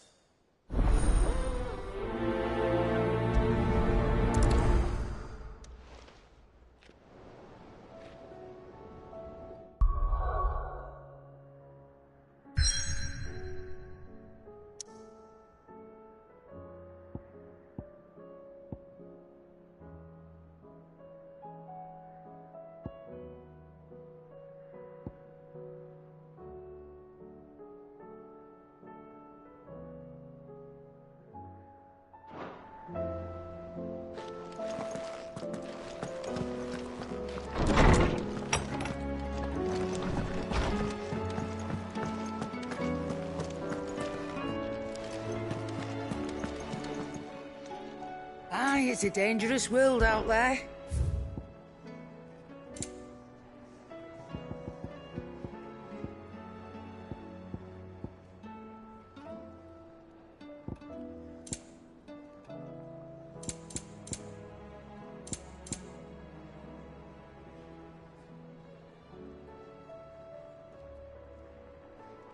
Is that all?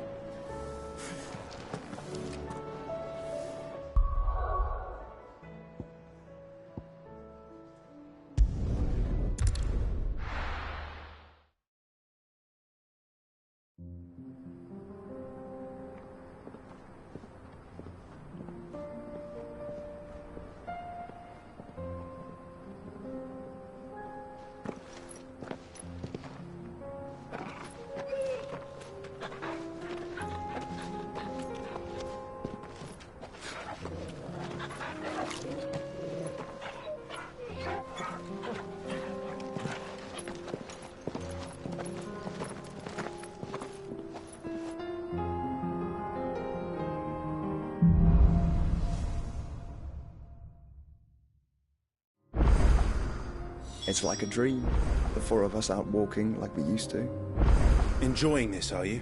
Gav and the others could be in danger as we speak. You're right. I'm sorry. Yote is a fine scout. If Canville was attacked, she will already have begun gathering information. Tabor isn't far. We should pick up the pace.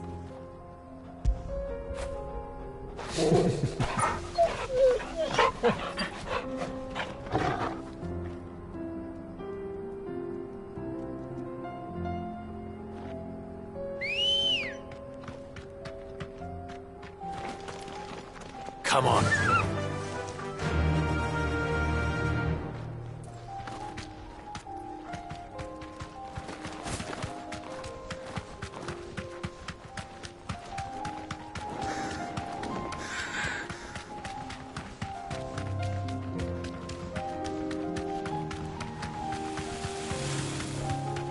We can use the ruin. Just across the ravine. Assuming they will allow it, the Echoes have a will of their own. All right.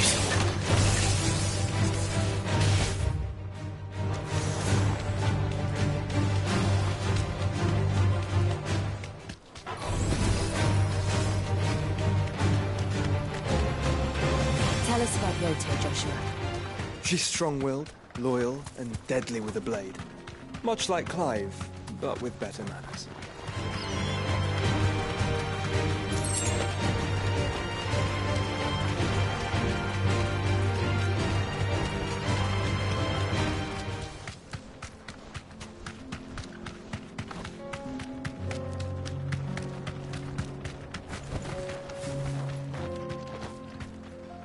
You deserve a rest.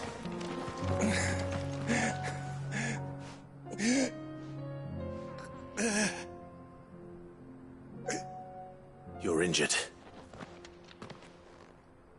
What happened here? Where are your comrades? Ether flood. Up ahead. It swallowed our camp while we slept. My own men did this. Turned every last one of them. There's a village not far from here. Tabor. The people were kind to us.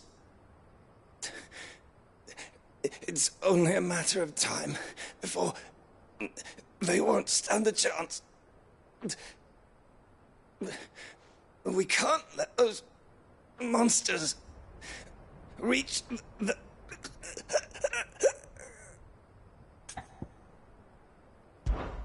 I'll go. You catch your breath. Thank you. Our encampment is up ahead. Just off the track. They must not reach Tabor. Forgive me, Lord Kuka. Rest well, soldier.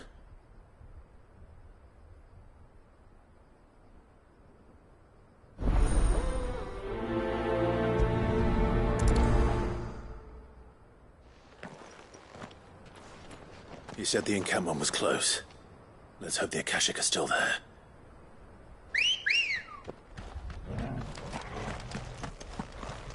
Ready, go?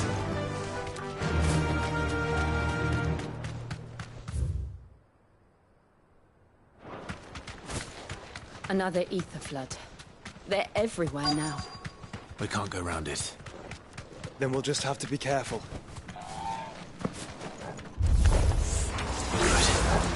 I got here in time.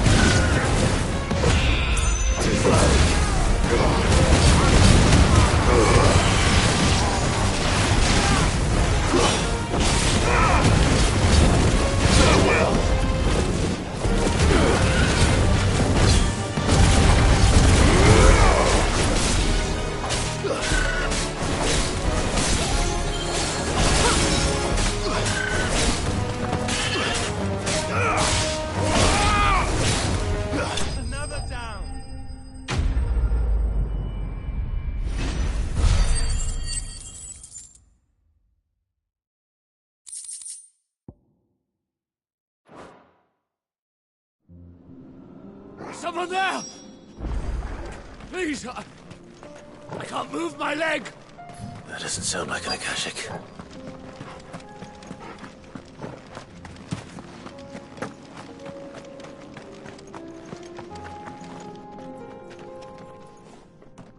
You're with the battalion? I am. I heard the fighting. Are the others? Taken care of. One of your brothers in arms told me what happened and asked for help.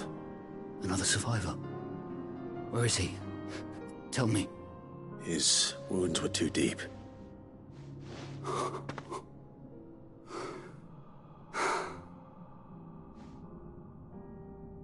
He was right to send you. Those things you slew are no longer my brothers. Tabor is safe thanks to you. Here, you've earned it.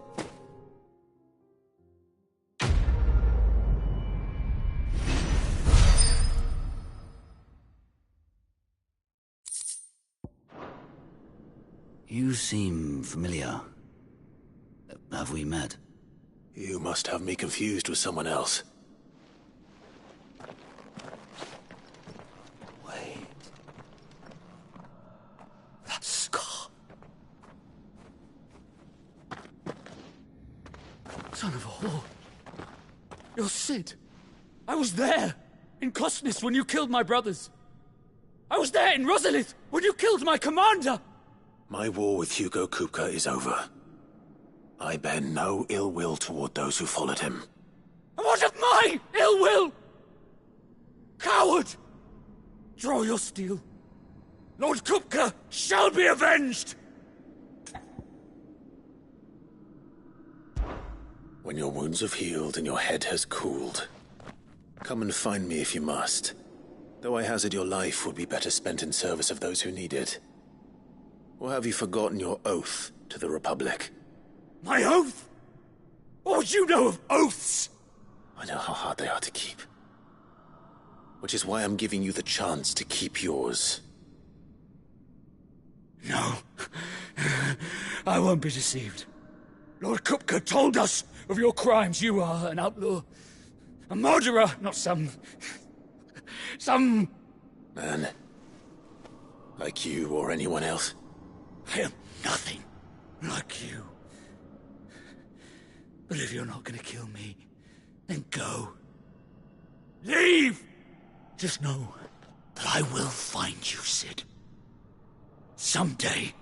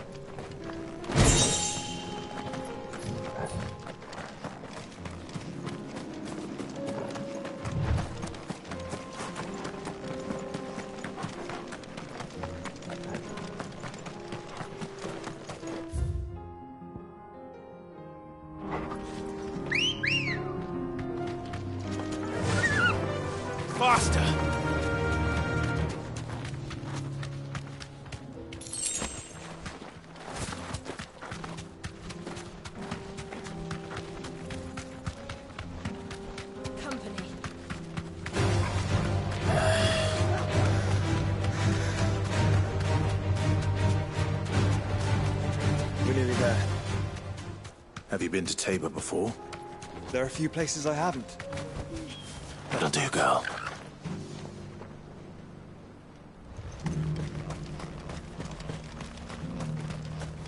Where now, Joshua?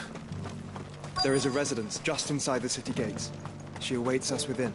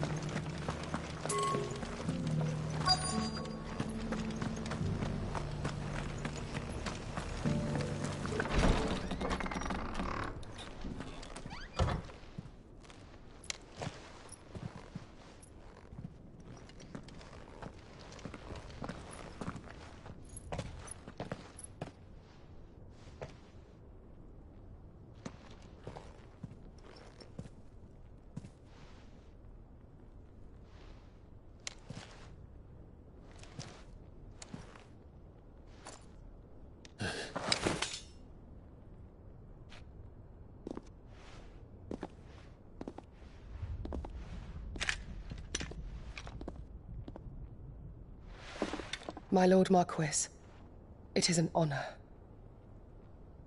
I am Yotei, Knight of the Undying, charged with the protection of His Grace Joshua Rosfield, Keeper of the Flame of the Phoenix. Of course. It all makes sense now. Would you care to elaborate? The Undying are loyal servants to the ducal throne. Or more specifically, to its heir. They have served our family for generations, albeit from the shadows. Since their inception, they have been tasked with the preservation and enactment of the rites of ancestral communion. After the events at Phoenix Gate, it was the Undying who delivered me to safety. And since the day I left Rosaria, Yotei has been my constant companion and protector. Without her sword, I would not have survived my journey across the realm. Rise, Lady Yotei.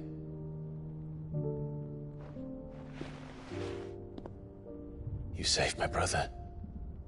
I owe you a debt I can never repay. I but did my duty. Come now. Tell us what you've discovered. Your Grace. It is as you feared. The vessel we spied off the coast of the Crystalline Dominion on the night of her fall. It was the Einherjar. Beyond any doubt. The Black Galleon. Joshua, the Einherjar is the Royalists' flagship. What business would they have in the Dominion? Upon learning of Waloed's involvement in recent events at Drake's Fang, I sensed the malign influence of Ultima, and bid Yotei and the Undying look into the matter. We have reason to believe that the Black Galleon weighed anchor shortly after the fighting began, and set a course due south. For Canva. Then it is Waloed knights who besiege the cities. What is left of them, yes. And the Black Galleon sails at but one man's behest. Barnabas Tharm.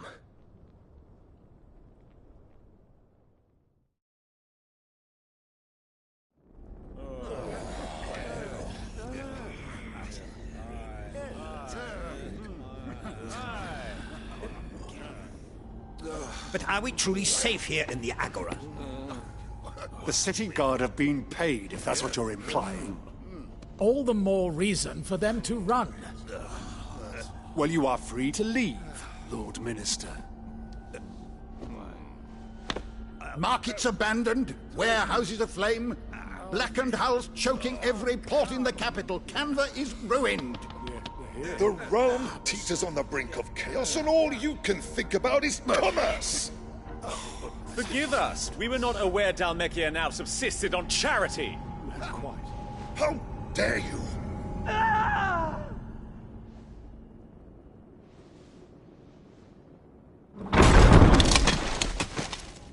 Distinguished members of the Council, you must forgive His Majesty this Intrusion? What is the meaning of this? A trifle crowded, but I fear it will have to serve, my liege. Very well. My colleagues, do you not see? The king! He has come to save us from the Akashic.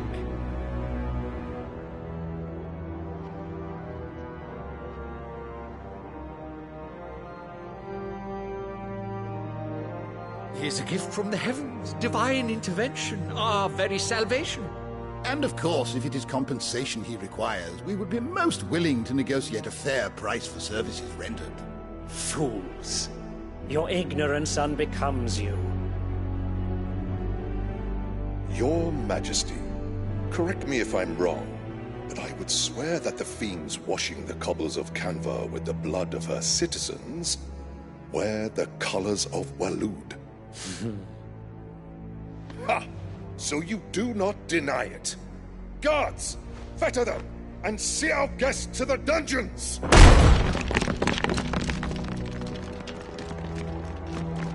Enough.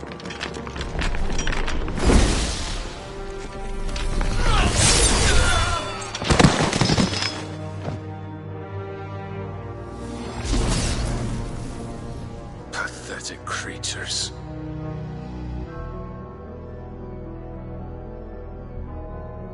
That you should imagine yourselves worthy of salvation. The girl is still here, somewhere in the city, her consciousness fair dripping with her late father's hubris. A consciousness to which Mythos is inextricably bound and inexorably drawn. See that he is made welcome. Yes, Your Majesty. Come, Mythos. Surely the prince's light cannot have sated you.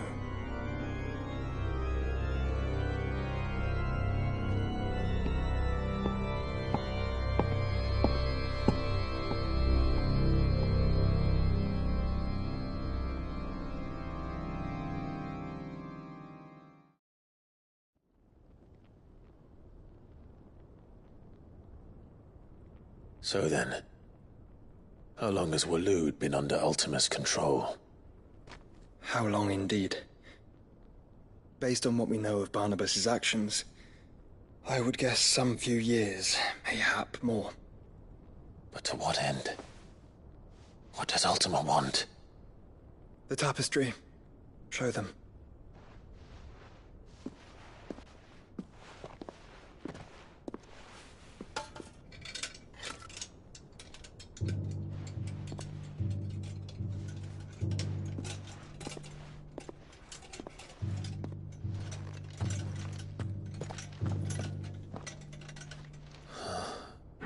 By the flames. Phoenix Gate, Drake's Breath, and now here. But what is it? It is old, ancient, even. Naught remains of the faith it represents, save what can be gleaned from the image itself. None could tell me what the one in the apothecary meant, even the Undying. But I believe it may be the key to discerning Ultima's purpose. That figure in the center, the one beneath whom the icons congregate, that I believe to be Ultima. He is a god, or at least godlike, his very existence beyond our ken. The icons, and by extension their dominants, are meant to be his subjects, and while some, like Barnabas, have accepted this role, others have rejected it, like you, Clive, which is rather inconvenient, as it appears he needs you most of all. And gods don't like to be disobeyed. No, I don't suppose they do. Clive, may I tell Yote of the lake? By all means. Yote, I will be accompanying my brother to the Free Cities. Whilst we are afield, I would have you watch over those Clive has made his wards. Omielos delan tuisag ilith. Though well concealed, the hideaway lacks trained fighters to defend its occupants should they be discovered. But it is my duty to... As it has ever been my brother's duty, remember. If that is your wish, Your Grace. But please be safe. If aught were to befall you, You have my word.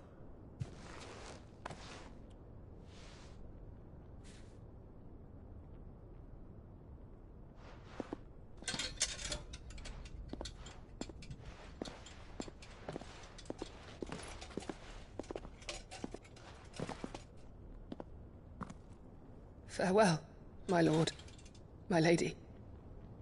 We are in your debt, Yode.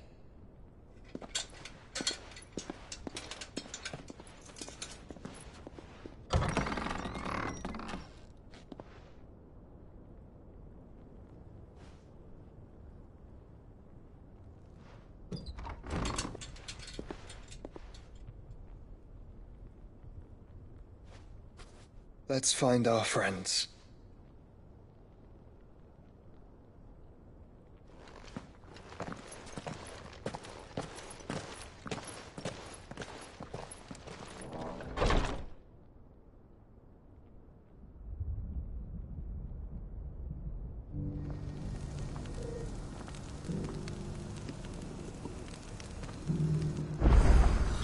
It's plain she cares for you very deeply.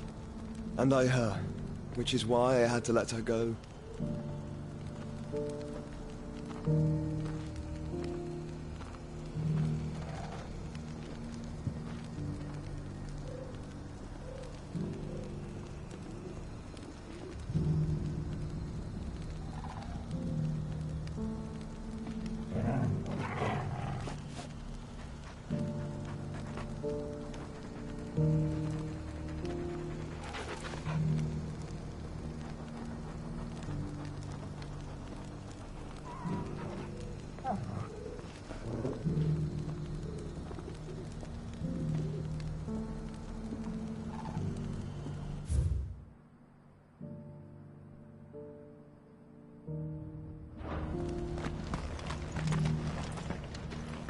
Opportunity beckon. Welcome, welcome.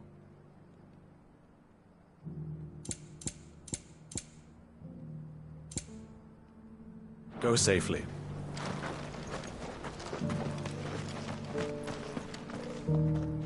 Is that blade for hire, perchance? Because I have a mind to make a killing. Figuratively, I hope. Well, yes and no.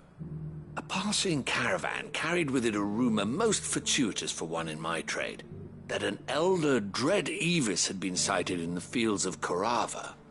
Dread Evis are aggressive beasts. Compelled as they are to acts of violence, few survive to maturity, but those that do develop a hide of phenomenal value. A hide you want to sell? Eventually, yes. Though I would have it tanned first that it might be crafted into marvels the likes of which the world has never seen. Dread Evis skin is a rare thing indeed. But the worked hide of a well-aged beast, now that would fetch such coin that Gilbert himself might weep with envy. Bring me that beast's skin, and I will share with you the bounty of our combined labors.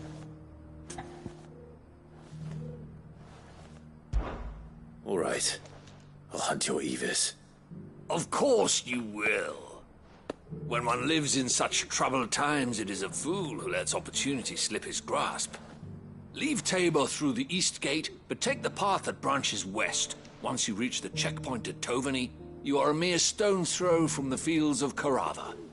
I eagerly await your safe, and above all, triumphant return.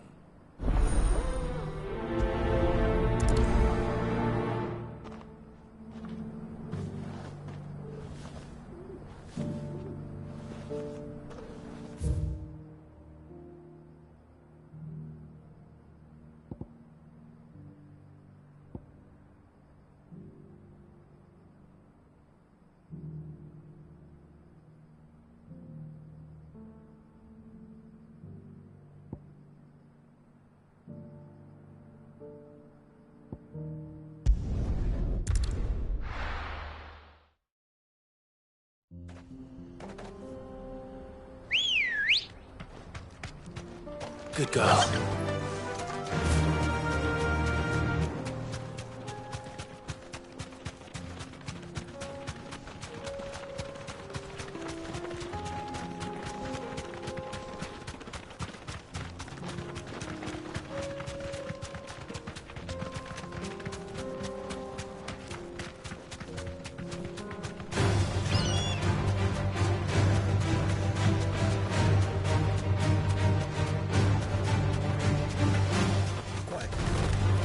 Mistakes.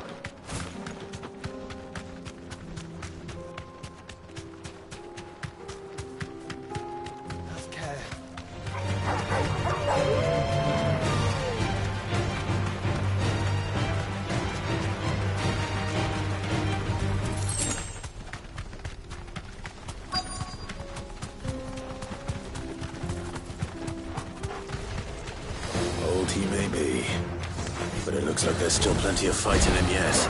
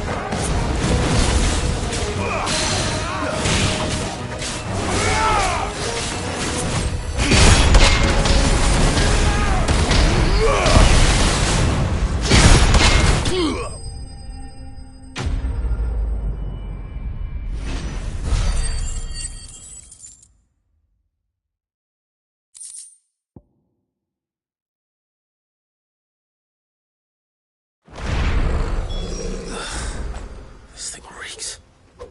That's it.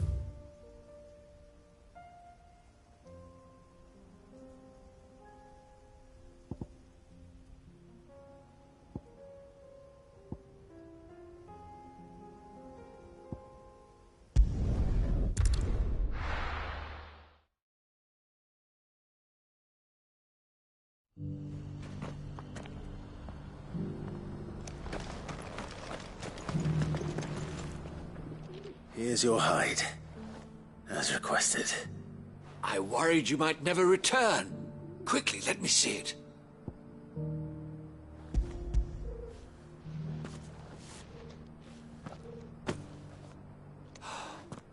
Oh, as supple as a maiden's cheek, yet as adamant as her virtue. This is everything I had hoped for, and more.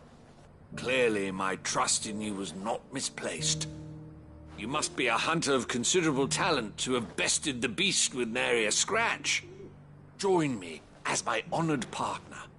With my means and your might, we shall be as wealthy as the merchant kings of Zemeckis. I don't plan on making a habit of this. I'm busy enough as it is. Very well. Though I believe fate had a hand in our meeting, it would be unbecoming of me to beg. Do not allow me to keep you from being about your business. Here, For the hide.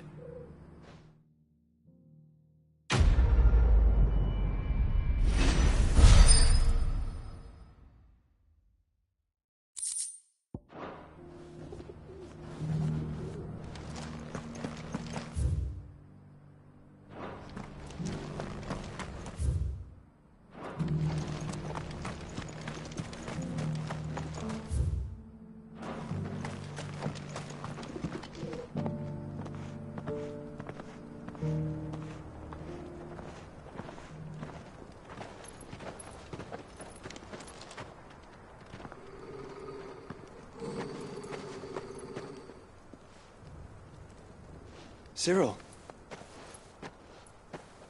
How fares the search? Well, Your Grace, my report shall be with you ere long. Ah, yes. Yotei is otherwise engaged, at my behest. And the duty of wardenship? Fulfilled.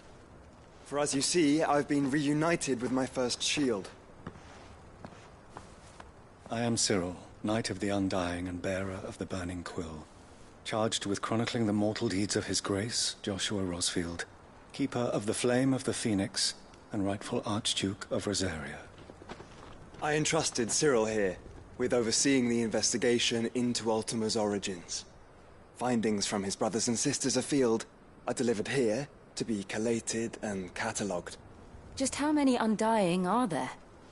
Not nearly enough, milady. Yet we are glad to give our all in service to the Phoenix. Such is, and has ever been, our creed. I see. You have your associates, I have mine. But you may now think of them as ours. That won't be a problem, will it? The Phoenix is our sun, and we but the shadows that quicken in his radiance. It is from the darkness that we serve, both him and now you.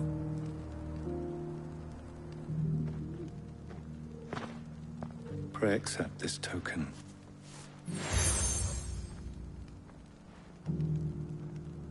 For as long as you bear it, members of our order will reveal themselves unto you, if there is nothing further. No. You are dismissed. Your Grace.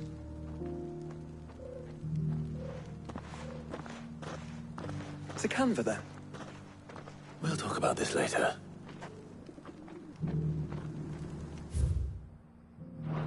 Cyril seemed very, You certainly keep strange bedfellows, Joshua.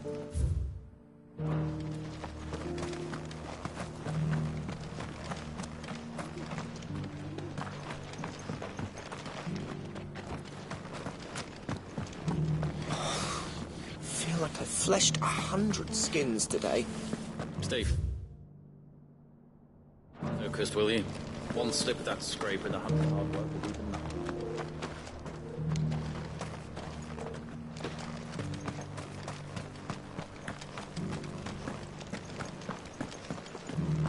Careful how you pack that leather. Any creases? You! Finally. No one was paying me the slightest heed. Is something wrong? At the university, the students would hang on my every word. Sadly, this far from home, I'm just a vagrant greybeard. The university? You're a scholar. A specialist in ancient cultures. The most accomplished in all Valisthea, some have said. Not that I look the part in these tattered rags. In my heyday, no obstacle could have kept me from my studies. Yet here I am, a wizened windbag, bested by the many steps of Tabor. The answers I seek lying just beyond my enfeebled reach. Would you do an old man a kindness and brave the stairs in my stead? You'll be amply rewarded, of course.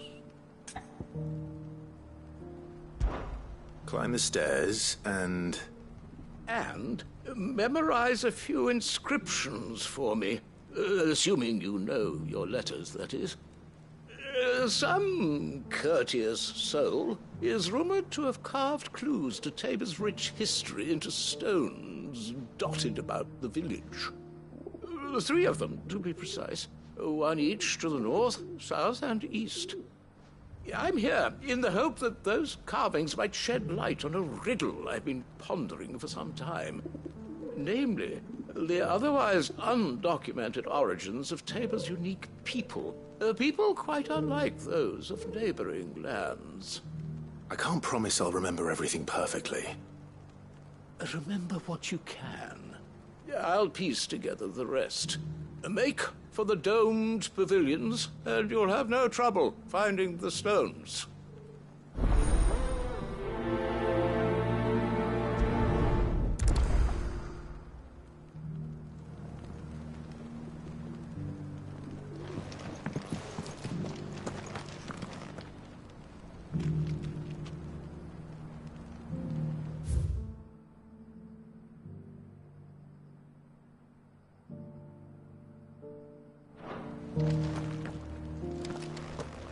How are those new boots treating you?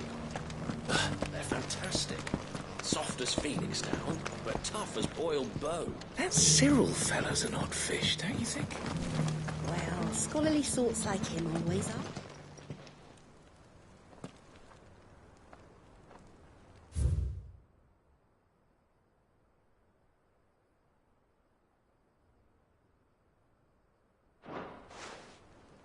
No history would be complete without mention of the Mother Crystals.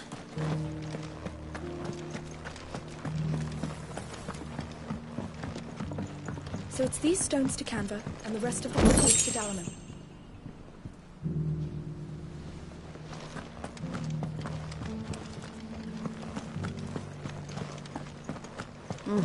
Not a scratch on them. Have you noticed the Elder has been compromised?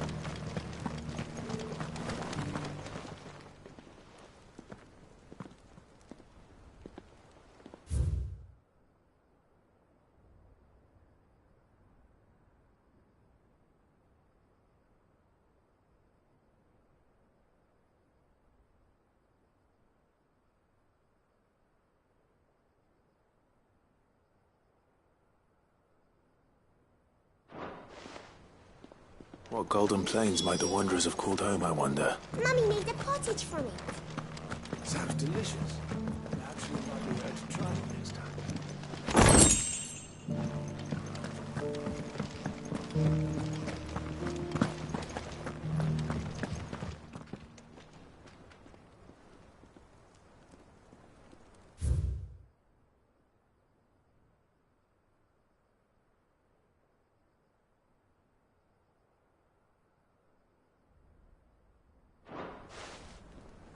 Farmers must have settled here in Tabor. I should speak to the old scholar before I forget everything I've read. The engravings were in good repair considering their age. Oh, would that I could have seen them for myself. Come, don't tease me now. What did you learn of this place and its people? Let's start with the engraving to the south, shall we? What did it say?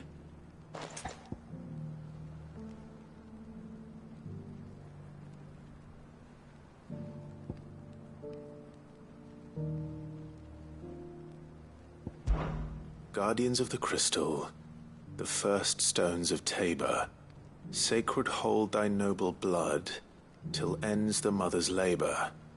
I'm pretty sure that was it. Fascinating. It would seem the founders of this city were descendants of those fallen charged with protecting the Mother Crystals. But whatever could have driven the Guardians so far from their sacred charges, I wonder? The engraving to the north is next, I think.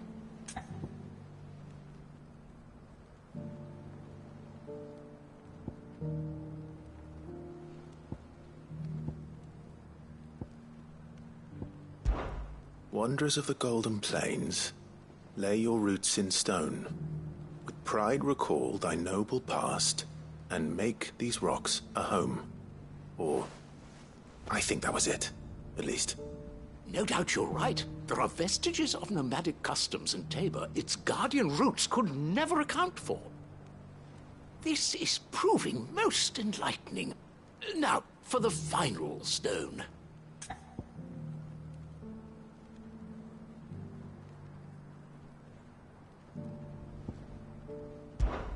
Children of the hunters, now tillers of the land, reap her promised blessing and give praise her gracious hand.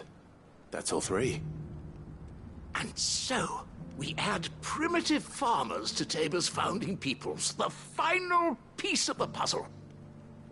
3 engravings, one for each of the 3 peoples to have settled Tabor in ancient times. Guardians of the Mother Crystal, wanderers from across the plains, and last but certainly not least, hunters turned farmers. Little wonder it was so difficult to trace the roots of Tabor's culture. Those roots reached down through 3 distinct traditions. Nonetheless, one cannot help but wonder why this fact is not better known among scholars, given that the stones stand here for all to see. Too many stairs, perhaps. Ha! Too many by far. Here, and thank you.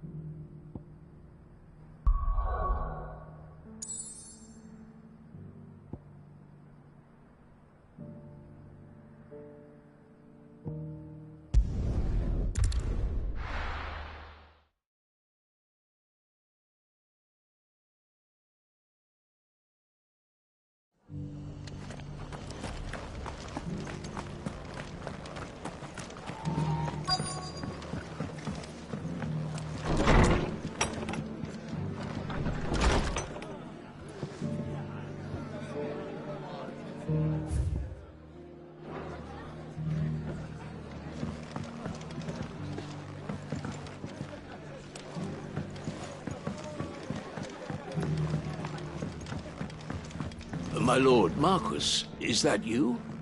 It is you. Then you received my letter. I am Sebastian Rutherford, chief steward of your lord uncle's estate. Of course. We met once before. Yes, my lord. Thank you for coming. And what was so sensitive that you couldn't put it in writing? 1,000 apologies, my lord.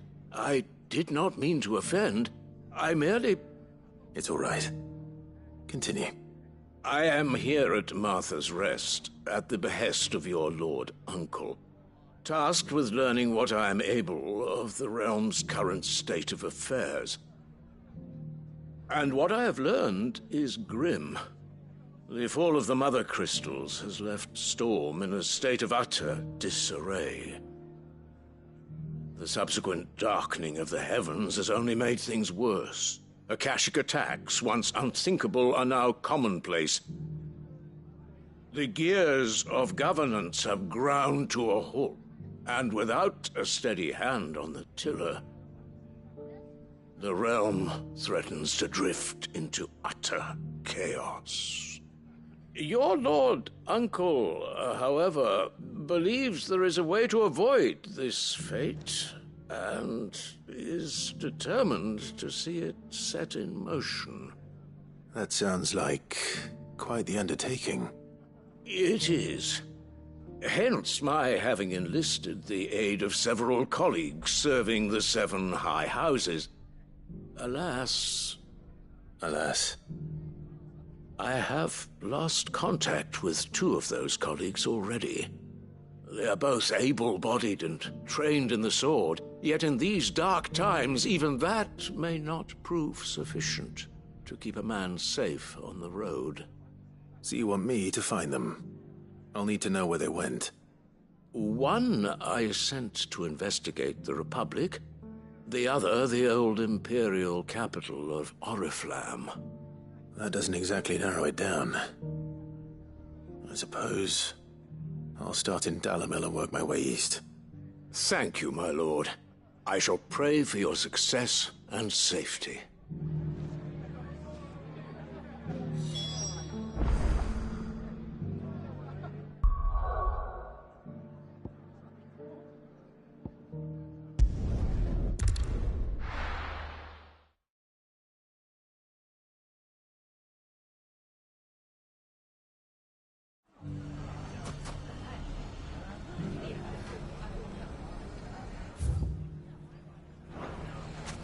It's not going to be easy finding one man in an entire republic.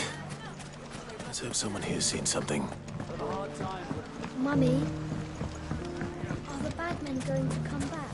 The gentlemen of the town guard are a strapping bunch.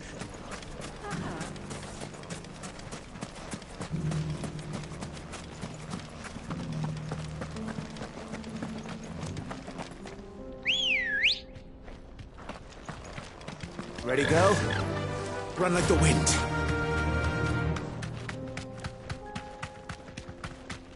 Someone's got himself in trouble.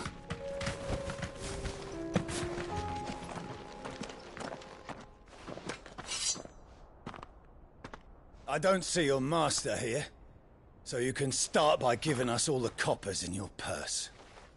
I already told you, I have nothing. Then maybe we'll take that pretty outfit and the steel you're wearing. Please! These men are trying to rob me! I'll deal with this. Thank you. You that one's master, then? If you'd kindly pay the coin he owes us, we can pretend you didn't draw your blade on Republican soldiers. Or you can go back to your garrison and I won't report you to your captain. Oh, you're more than welcome to. He hasn't had many visitors since we slit his throat. To me!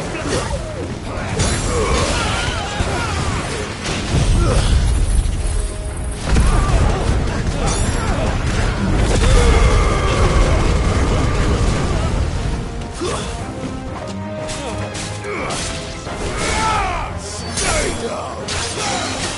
Too slow.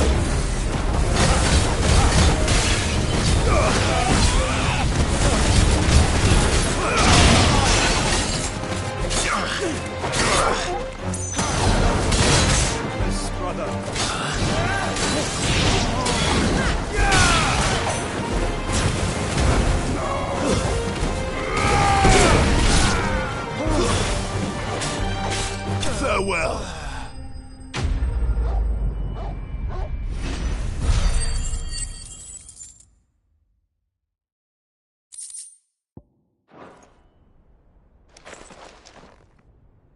I'd expect as much from Hugo's faithful, but these were men of the fist. Much has changed in the Republican army since they lost their rock. You've seen this kind of thing before, then? Many times. I was sent here to observe the situation. You're one of Rutherford's men. He sent me to look for you. Well, then you have my thanks. I fancy I could defend myself against one, perhaps two, but a whole regiment. I arrived in Dalamil several days ago, but when I called upon the captain of the local garrison to make inquiries, his men confiscated my effects and locked me in a cell. The captain is no more, and his men make the rules now. Fortunately, I was able to bribe my way free, only to be stopped again by those soldiers you so kindly dispatched. What of the Fist's Central Command? Surely they wouldn't allow such lawlessness amongst their ranks. I would imagine they are unaware of it. Most of the army has fallen back to the capital and hunkered down behind her walls. Those who weren't recalled now rule the fringes unchecked, answering to no one but themselves. Then it's worse than we imagined. You should return to Rosaria. It's not safe here. I'll find a caravan heading north. You won't mind if I borrow one of these soldiers' coin purses?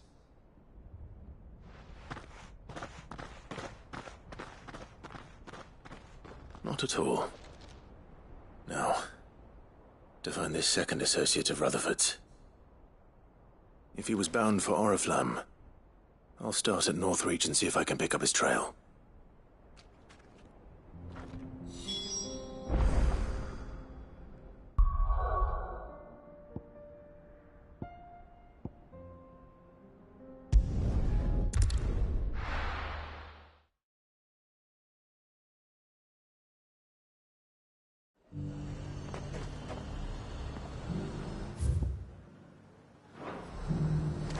There's a lot of road between here and the capital.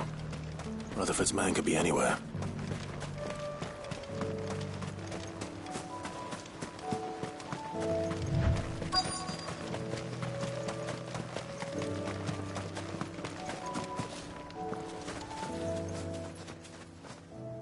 What happened here? If you're with the others, they've already relieved me of my belongings. I'm not. I'm looking for someone who was sent here by a man named Rutherford. And then you found him. I am Alistair Rockford, attendant to the Lady Ariane of House Wellesley. Of the 7 high houses of Rosaria. It's been a long time since last I saw my great-aunt. Is she well? My Lord Marquis? Yes. Yes, she is. The Lady Dowager has granted me leave to assist your Uncle Stuart. I was on my way back from the old capital when I saw some villagers being robbed on the road here.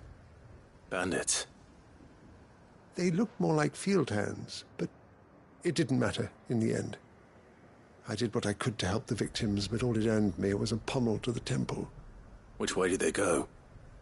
South, toward the gate. All right. I'll take care of them. Founder knows I've met enough of their kind.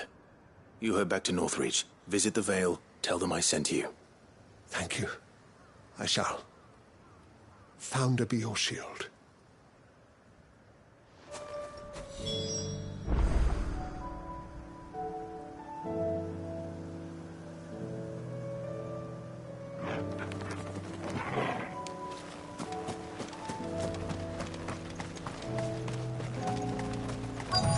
They just couldn't resist, could they?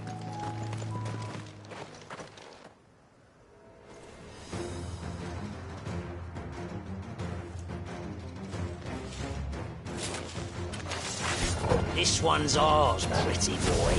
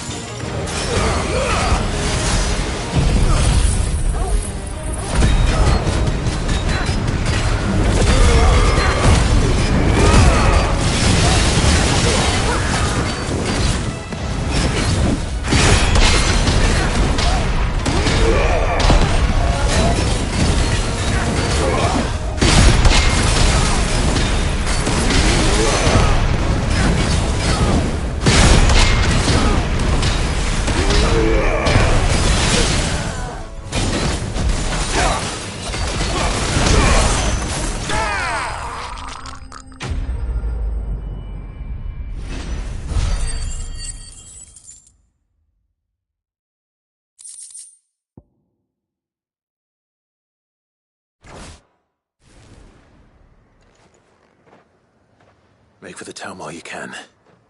There may be more bandits nearby. You don't need to tell me twice. Many thanks, traveler.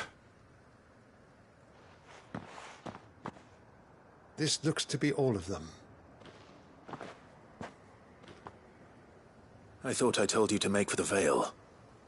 And stand by as ill might befall the heir to the ducal throne. It's just Clive, and I'm fine. Which is more than can be said for you. I will survive. Strange that the garrison wouldn't intervene in such a brazen attack so close to their gates. The garrison have their hands full inside the city. Some days they don't even send out patrols. There are few hands left to work the fields, and even fewer to transport the grain. The market stalls are nearly bare, and the price for what remains is exorbitant. It's not uncommon to see a fight break out over a crust of bread. When I said the ones who attacked me didn't have the look of bandits, I meant it. They were probably just desperate. Rockford, listen to me. If you are to continue your investigation, you first need to seek the attention of a healer. Of course. I shall return to Northreach right away. But allow me to thank you first. Had you not happened along, Don't thank me. Thank Rutherford. It was he who sent me. I suppose he'll be wondering where I've got to. I shall send a Pistolus as soon as I'm able. Good day.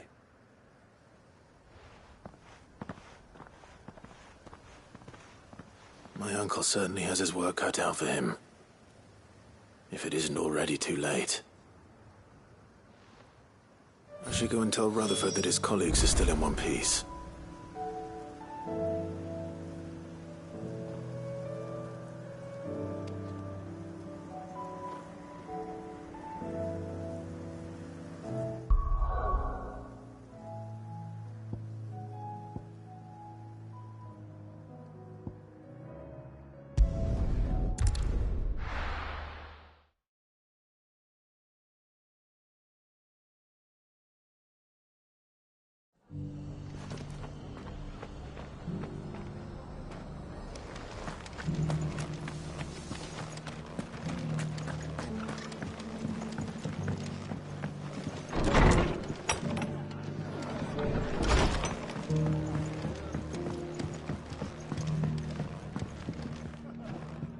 I see you're still here.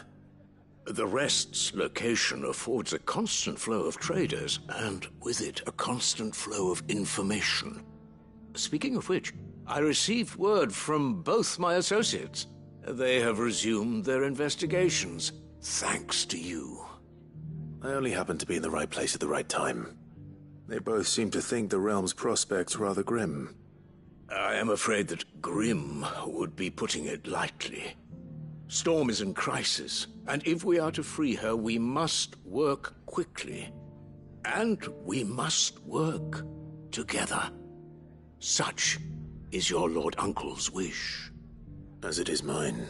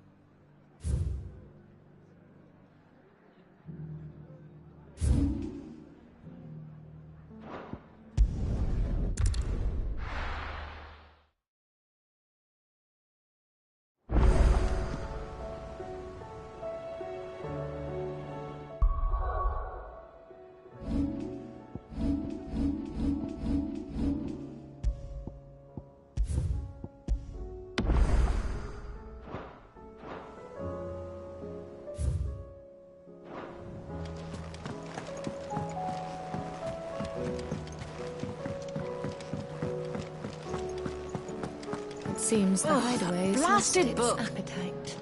Here, you put me in this situation, Clive. You can bloody well get me out of it. I need a hand with a recipe. Are you sure it's me you're looking for? I'm not much of a cook. I'm all the cook will be needing, thank you very much. What I want from you is a little of your time, right? Oh, and perhaps your sword. You remember Ivan's stew, right? Well, despite the look of the thing, and that awful stench, people wolf it down. So I thought I'd try making one of these supposed masterpieces myself. Had a peek at the book and gave it a go, but, well... It wasn't as straightforward as you'd hoped. Yvonne had the same problem. Yeah, but this is my blimmin' kitchen, and I will not be outdone. So if you don't want to be seen as playing favourites, I suggest you lend me a hand.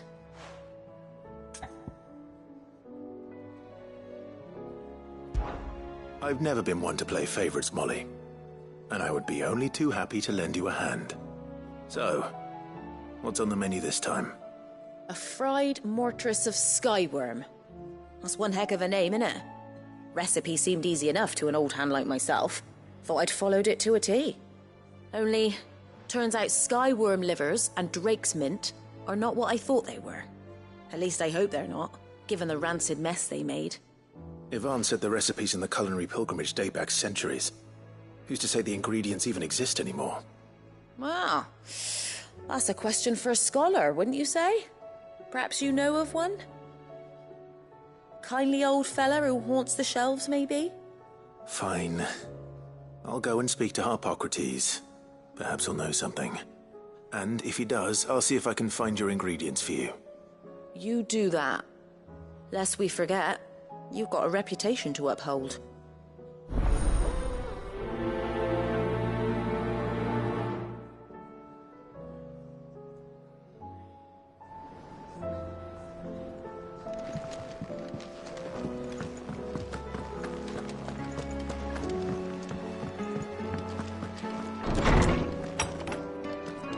Is a storm coming soon? Will there be thunder? Lawsman Harpocrates. I've come to pick your brain if you don't mind. It's about the book you lent Yvonne. Ah, Valisthea, A Culinary Pilgrimage, a classic. One of my favorites, in fact. The young man did a wonderful job with the Chance's stew. I do hope we shall be able to sample more such marvels in due course. That's actually why I'm here. I don't suppose you know where I might find skyworm livers and drake's mint. Ah, so the fabled Saint-Brecois delicacy is next on the menu. Delightful. The descriptions of fried mortress never fail to make my mouth water. Now, skyworm is a somewhat antiquated name for the wyvern, their ground livers being the paste from which the mortress is made. Dragon livers. How very Saint-Brecois. One would have thought the disciples of Bahamut would have a touch more reverence for their icon's brethren, but apparently not. I believe the specific dragon the recipe demands is the blueback wyvern, said to be the very colour of the sea beside which it resides. So we know where to look for our liver. But what about the drake's mint? Saint's bonnet in contemporary parlance, a herb which grows along the North Reach coast. I gather that one can locate the cheerful yellow flowers by their heady scent alone, so I'm sure you'll have no trouble finding them. I may add that people once believed game was best served with the flora that sustained it in life, in which regard fried mortress of skyworm is undoubtedly a typical dish of the time. Meaning that if I find one, I find the other. To Northreach, then. Best of luck, Clive. And do save me a bite once the dish is complete.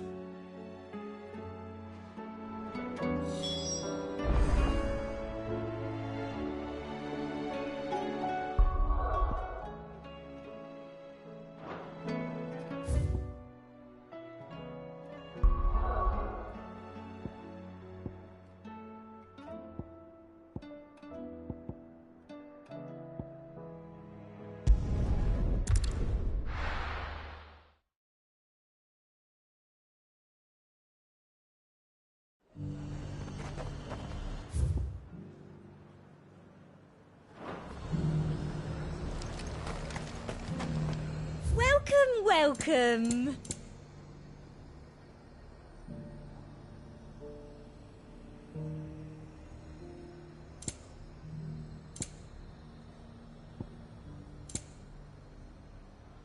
And a fine, fine day to you. I got peppers to numb your tongue up.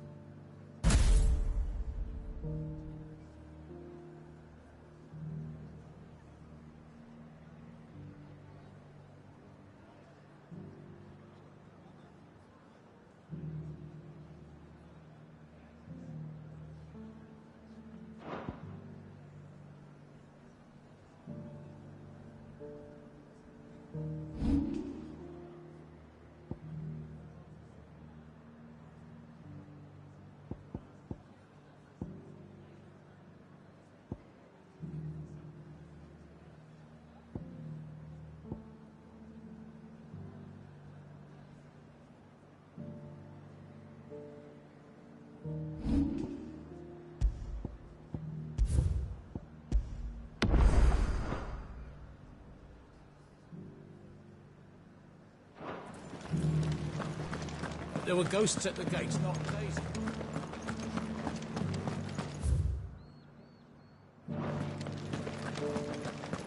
You needn't fret. The creatures are...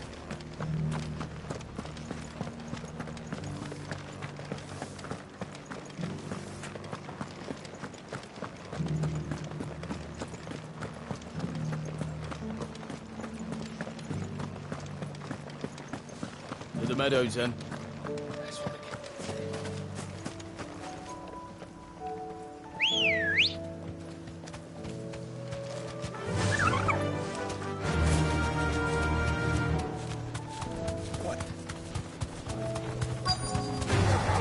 Enough of you, are there? Ogety said I should be able to find what I'm looking for somewhere nearby. Bright blue dragons and bright yellow flowers. Should be easy enough to spot.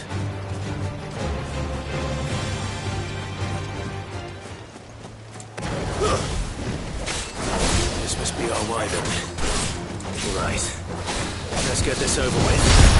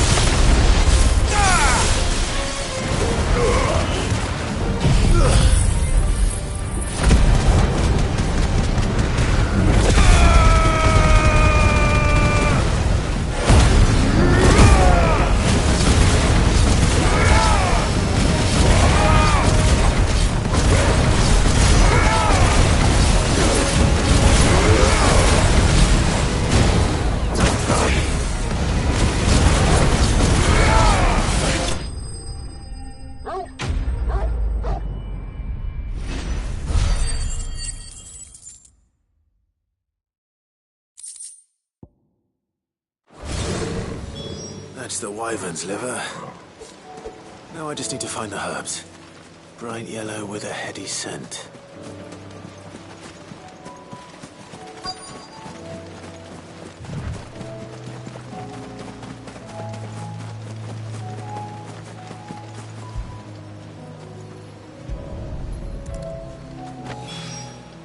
I think that's everything Molly needs to resurrect her recipe. Better head back.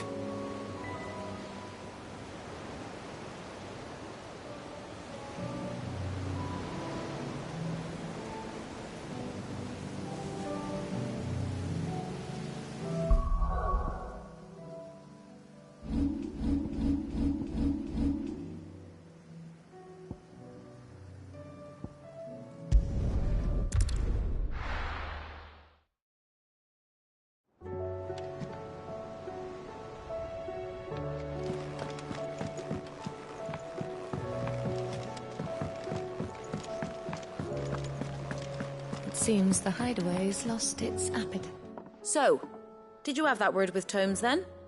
I did, and he was as helpful as ever. He told me exactly where to look, in fact.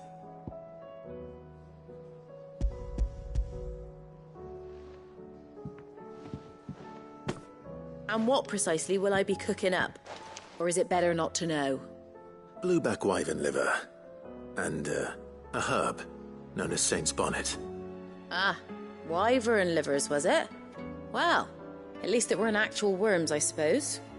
Now then, you stay right where you are. I've got some cooking to do. Let's hope these grand old chefs of yore knew what they were on about.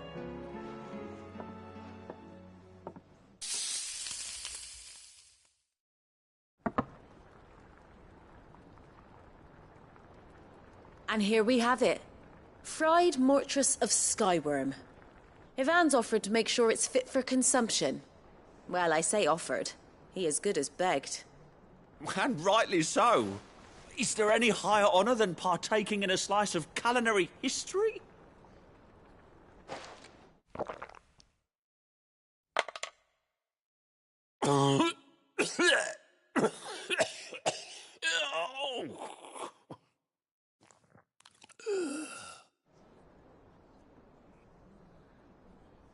So, not fit for consumption then? What witchery is this? The crackle of the crust gives way to an almost violent richness. Yet, it is the piquant kiss of the saint's bonnet that tames this savage dish.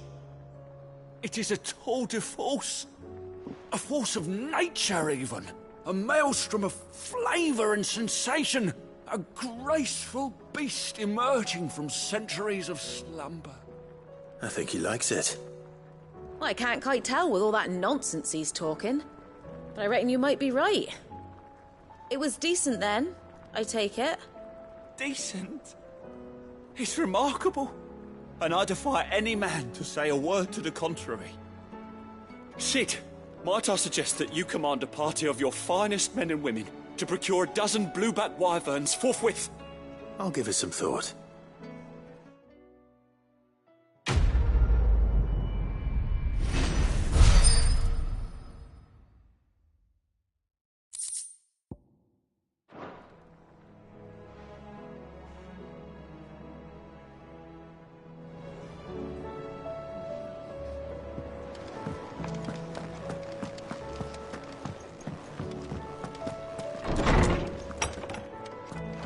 Is a storm coming, Sid? Will there be thunder? Sid, perhaps you can help me solve a mystery. I can certainly try. Who's gone missing this time? It's not who, but what. Mid's scales, the ones she made for her workshop. I borrowed them to teach the little ones about weight, and shortly after the lesson, well, they vanished. My first thought was that they'd taken them off somewhere to play, but when I asked, they swore they had nothing to do with their having disappeared. Which almost certainly means they had everything to do with it.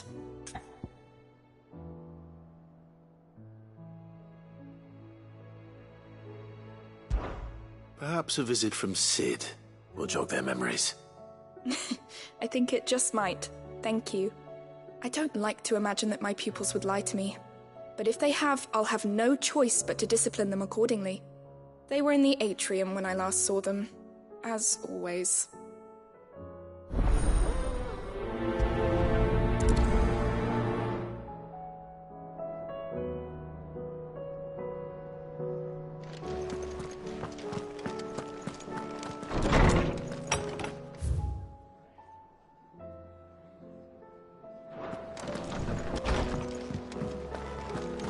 Seems the hideaway has lost its appetite.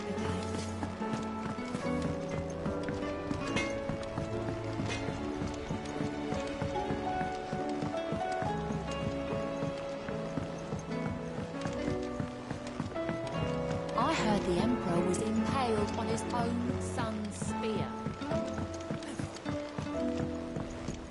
We're all gonna die!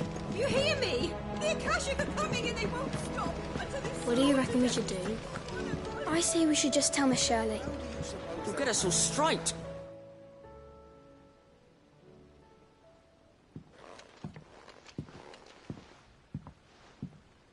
Sid! Hard at your studies, I see. And what is that? It's not a set of scales, is it? No. Of course it isn't. Well, not anymore, it's not. Oh! And just how long hasn't it been one? We're sorry. But we didn't break them. We dismembered them. Just like Miss Mididol showed us. Miss Mididol? And why would she have you dismembering her creations? Because that's the only way to become a ninja-neer. Miss Mididol said, the best way to see how something worked is to take it apart and put it back together again. Well then, your work is already half done. Carry on. About that. The taking apart was easy enough, but it's the putting back we can't work out. Speak for yourself. The heavy thing goes at the bottom. Then...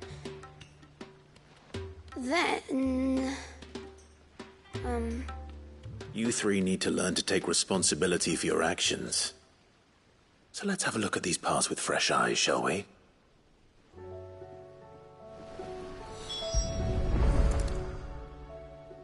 All right. Everything here was once part of Miss Midadol's scales. Every piece has its own role to play, and each is just as important as the others. If even one of them is missing, the scales won't work. So let's think about what those roles might be. You already know one of the pieces, the body. Its role is to support everything else. But what of the others?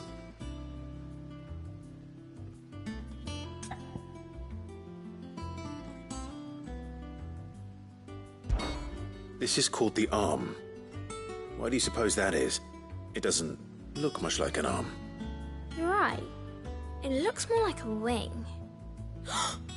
Like a chocobo wing! You've ridden a chocobo before, haven't you, Sid? Will you teach me to ride one day? I'll think about it. Now, what do arms do? Hold things. So wait, maybe this arm holds things too? Good thinking. You're on the right track.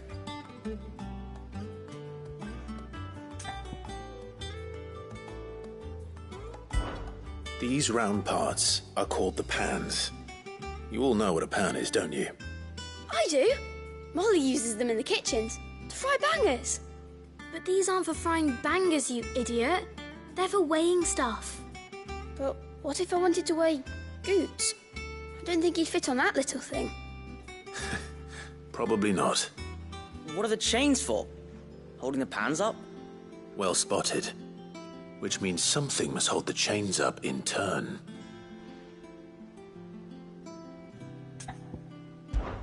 This tiny piece is what's called a cogwheel, or gear. Have you ever seen one before? I have. Miss Midadol's dungeon is full of them. Most are on the floor. She puts them in all her inventions. They spin round and round and round and round and... That's right. They're very useful when you want to make things move. Do you remember if there was anything on the scales that moved? I remember the arm moved when I tried weighing an apple. And then somebody ate it. It's not my fault. You shouldn't have tried weighing it before lunch. We know what part's supposed to move and how it's supposed to move. So, let's put the pieces together first, see what doesn't move, and then stick the cogwheel to that. Not a bad idea. You see? It's not so difficult. So, now that we've taken stock of the parts and learned what they do, what do you think? I think we've got it. Then here's what we'll do. You tell me what goes where, and I'll put the scales together. Well, obviously you need to start with the body. All the other pieces fit onto it, don't they? And the arms go on the body, just like real arms.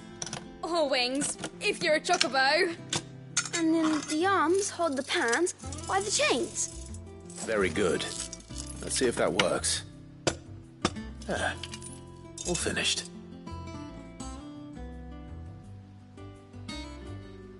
Yes! We did it! Well, with Sid's help. Oh, I just put the pieces together. It was you three engineers who showed me how. That's right. We're Miss Midadol's hares. Her hares? Yeah, hares for the future.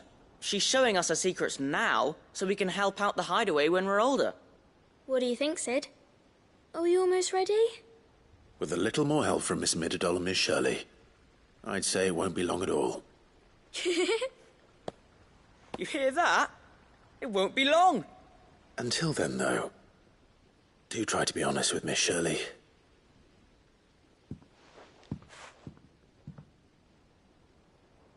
Hey, look! We never used the cogwheel. You don't think Sid forgot about it, do you?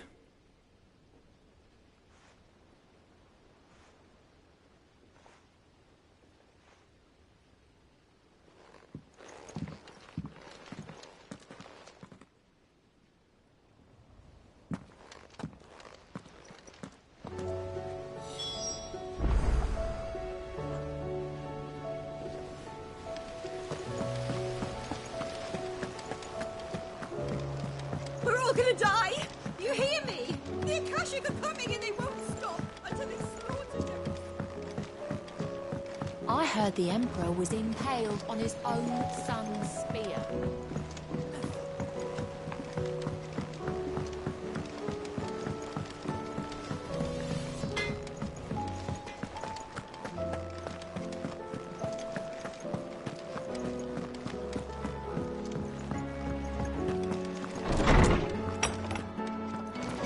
a storm coming, Sid. Will there be... Well, did you solve the mystery? It was as you thought. The children had the scales, or the parts of them at least. They dismantled them to see how they worked. Oh, no, Mid will have my head. Thankfully she won't. This might even have been her idea.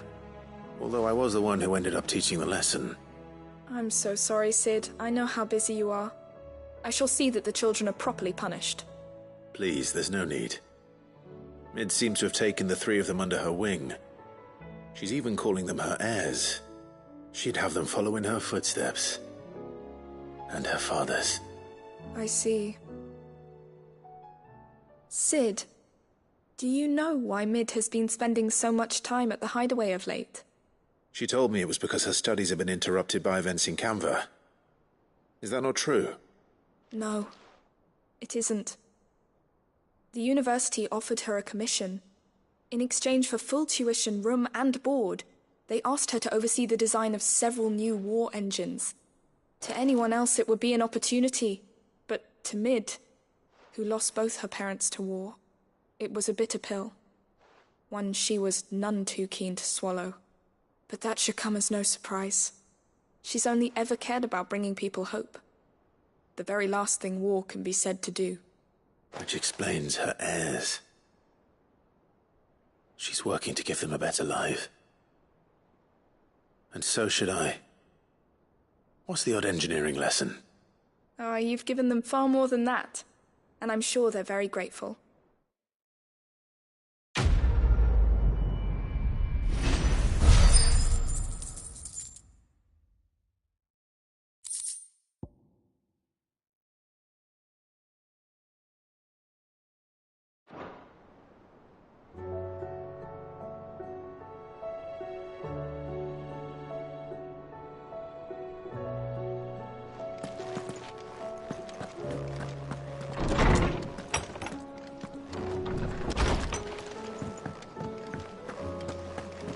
Seems the hideaway has lost its appetite.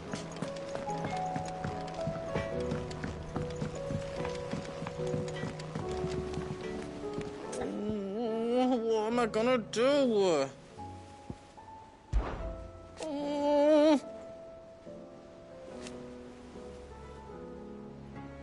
But no more.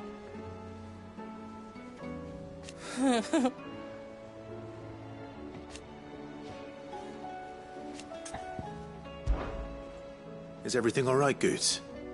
You seem more discomposed than usual. Oh, I don't know what that means, but I'm in a bit of a muddle.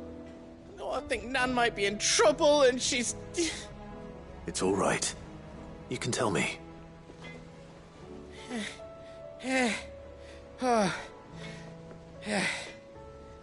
There was a trader came by. One of our usuals, like. Said he'd heard some rotten rumours about her down Dallimil Way. Folk are saying she's been selling to bandits and cutthroats and that. I mean, she's fond of a chance to make a coin or two, aye, but she'd never do business with baddies. Especially not the kind who go hurting people who haven't done out. I wanted to ask her about it myself, but I'm scared she'll give us a tongue lashing. She'd never give your tongue a lashing, though, would she?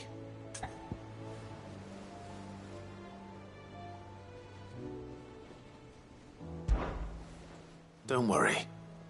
I'll speak to her. Oh, thanks, Clive. You'll let me know what she says, won't you? Of course. I'm sure it's all just a misunderstanding.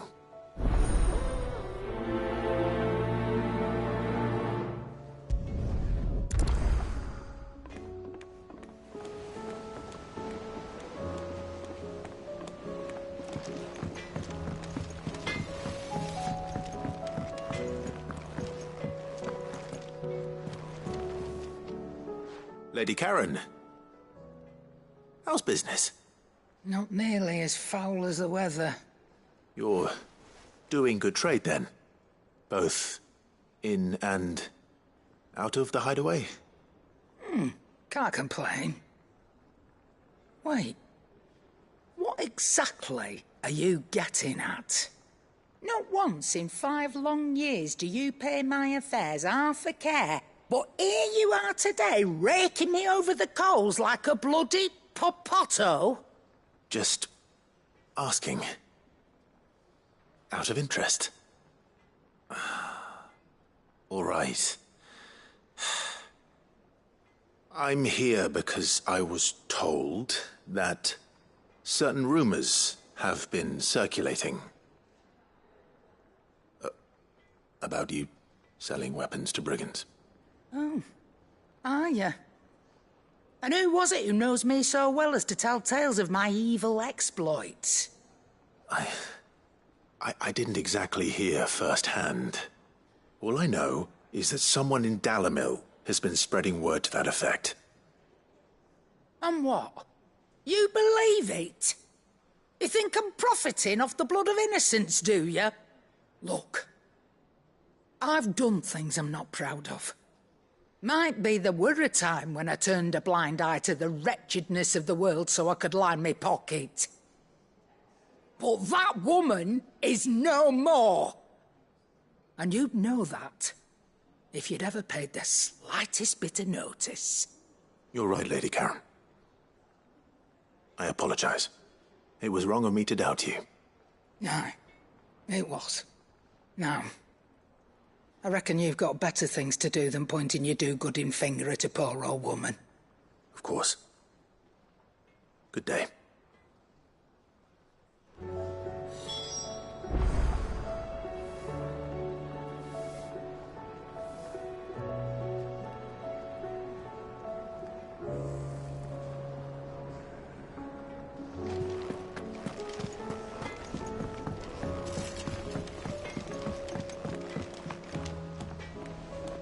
I spoke with Lady Karen. What did she say? That the rumors were unfounded, and that I was a fool for thinking they might hold any truth, along with some other things that made her feelings clear. And while it sounds like she may have done things she regretted in her past, she says those days are behind her. Oh, well, that's good. I knew Nan wasn't caught up in out bad. But why would people say she was? What did she ever do to them? It's not right. No, it's not. But people do things for all sorts of reasons. Perhaps we'll never know. Well, I'm going to find out.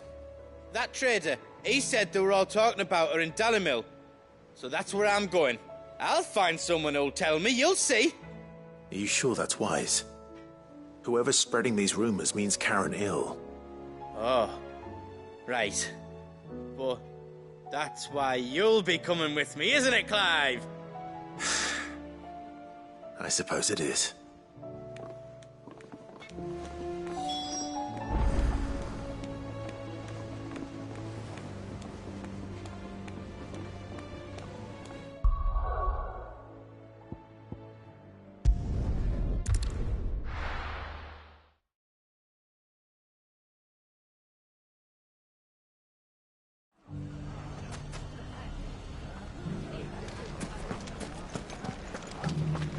The bandits may be no more, but look what they've left us with. But a hard time. It shouldn't be too hard to find goods. Are the bad men going to come back? The gentlemen of the town guard are...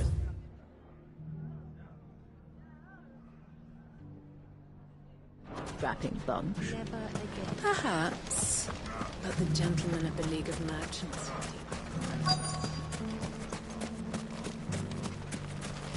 Could be I know something more. Clive, listen! I found someone who says he's heard the rumours about Nan. Have you? Go on. Tell him what you told me. All right. It's like I said. A wizened old crone by the name of Karen's been selling steel to whoever will pay her price, be they knight or knave. Says the more swords and spears she puts in people's hands, the more war they'll wage. And the more war being waged, the more call for swords and spears. And who will they all turn to keep them in steel? Why, the good Reaper herself. And you've seen this Reaper at work? Aye, it just so happens I have. You'll find her right here plying her trade most days. Here in Dalimil? Where exactly? She has a stall here in the market, but if you're not the patient type, you can probably find her at her storehouse on the edge of town. But it'd be a bolder man than me that braved that particular nest of vipers. Feeling bold, traveler? I hope so, for your sake. Now, if that's all, I have places to be. Sorry to have kept you. You don't think Nan's the Reaper, do you? Not unless she's discovered the secret of how to be in two places at once. Eh? What do you mean? Lady Karen hasn't left the hideaway in weeks. So who has been running this stall he spoke of? Good question. I'll go and have a look. And I'll visit this storehouse on the edge of town. All right, but be careful, Clive. You too, Goots.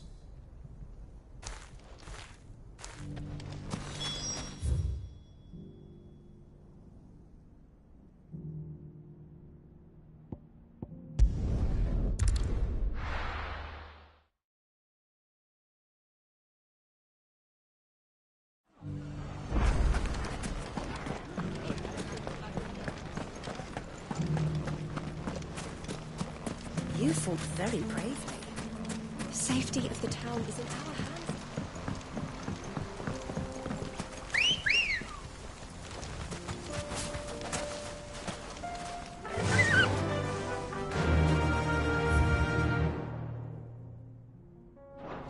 Run like the wind.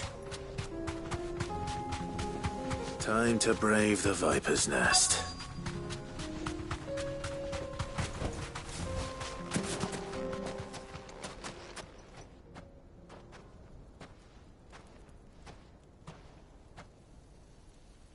Just you, is it? Thought I might have laid it on a bit thick. It was a fairly unconvincing tale. So? That's up to you. Die a slow death, or a quick one. Boys, he's all yours. But that sword is mine.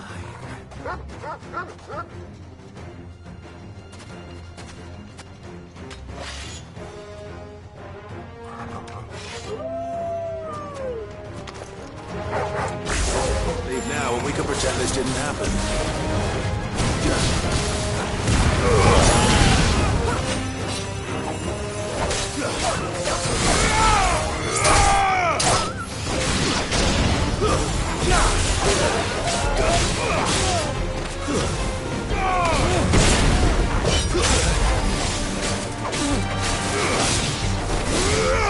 Stay down!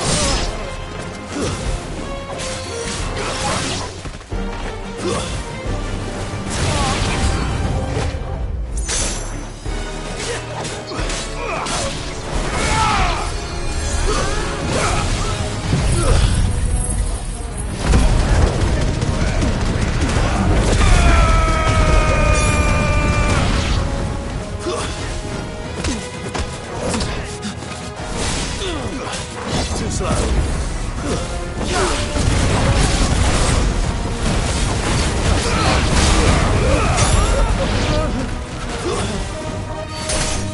Enough!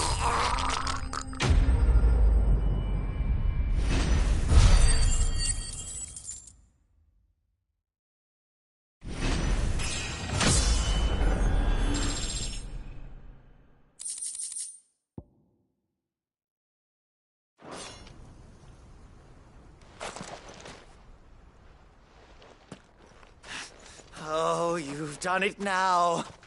Go on. Tell me what I've done.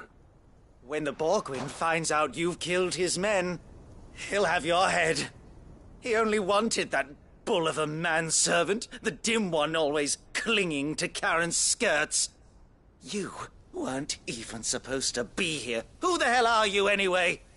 What were you going to do to him? The Borgwyn wanted him to get to Karen. I was only supposed to point the lamp in the right direction once he arrived in Dalamil. But then you turned up. Well, go on then. If you're going to end me, end me. You're not worth the effort. Now be gone, before I change my mind. Fucking coward! I need to find Goots. Right now.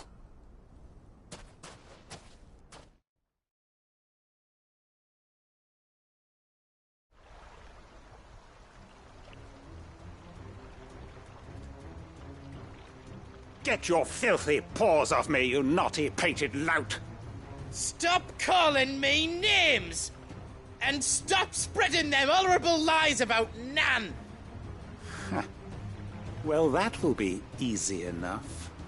For they are not lies. Every last word is true. And she must pay for her crimes in blood. Blood? Goose, are you all right? He's gonna kill Nan! He said she had to pay in blood! After what she did, it is only right. She ruined my life and the lives of countless others. That loathsome harpy's very existence is a crime, and I will not allow it to continue. Goots, was it? I have no quarrel with you. Only with your employer. Run along now. You need not pay for her sins. No. No? I don't care what she did. I won't let you hurt Nan. Promise me you won't hurt her, or I'll kill you myself! Goots, no. Enough, all of you!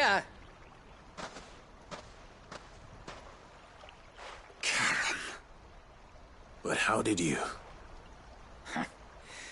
You're a sight less clever than you think you are, the pair of you. Did you think I wouldn't notice the two of you slinking off together? Well, the whole thing got me thinking, who in Dalamil might bear me a grudge? And a certain snivelling shit I ran afoul of in my fairy years came to mind. Though it was just Bogan back then, wasn't it? I thought the years might have taught you some sense, but I see you're the same pants-pissing craven you've always been. What was it we called you?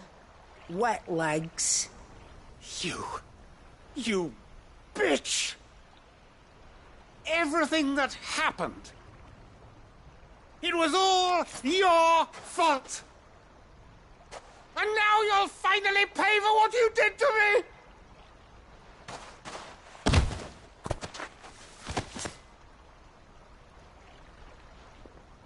Goots, you... If you want a piece of Nan, you'll have to go through me. Fuck! You great galoot. Out of the way, I can handle this myself. So, wet legs, you remember what you told me when we last met?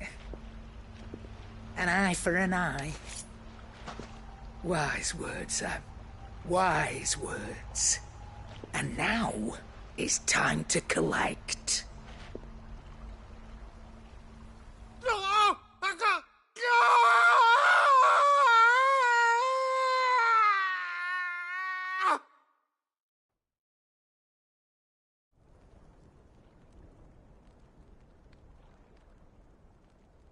Sorry to keep you waiting. Is he... Dead? No.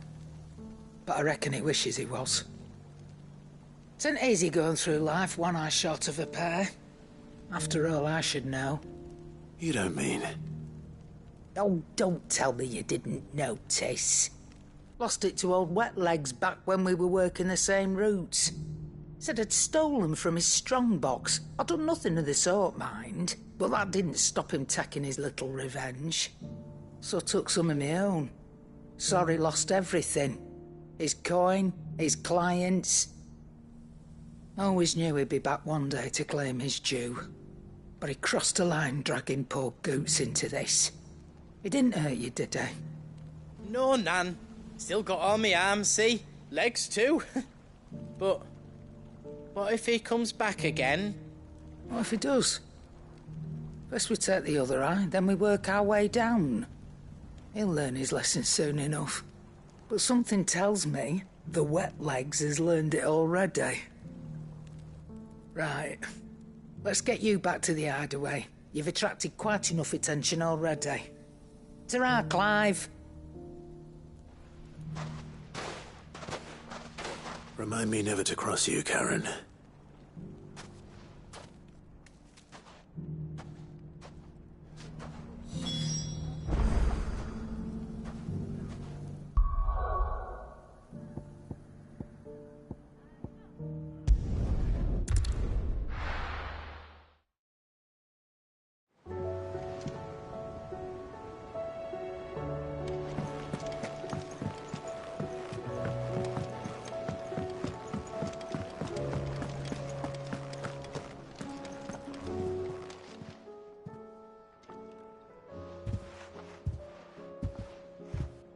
Nothing like a dish of cold vengeance to foul the gut.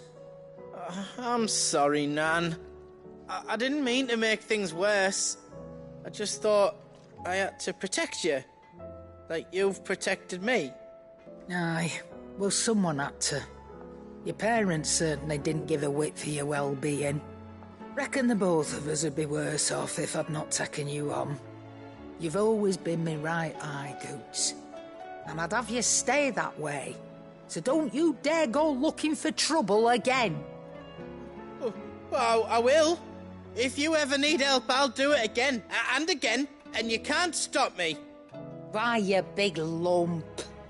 Fine. Play the hero if it makes you happy. Thanks, Nan. I won't let you down. There's nothing he wouldn't do for you. That's as maybe. But if he's ever to make his own way in life, he'll need to start looking out for himself as well. Till then, he'll need people to watch his back, just like you did in Dalamil. Don't think I didn't appreciate that. Of course. His family. Stop it. You make me one good eye, mister. I don't go thinking that'll do you any favours. A potion today'll cost you the same as it did yesterday.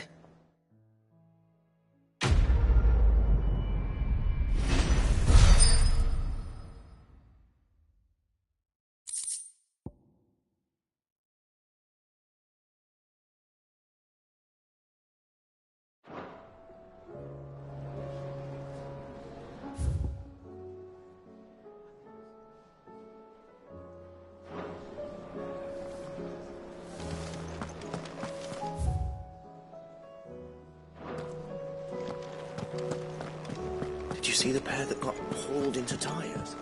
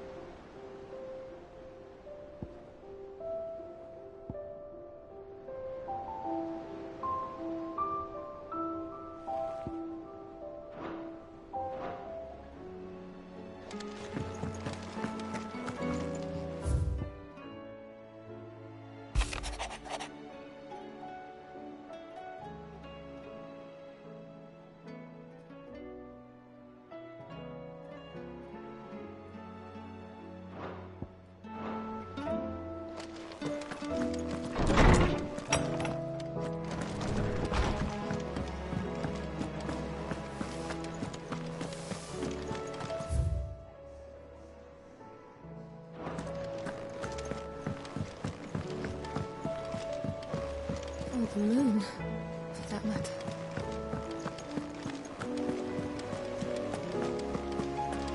Did you see that? Tell me you saw that.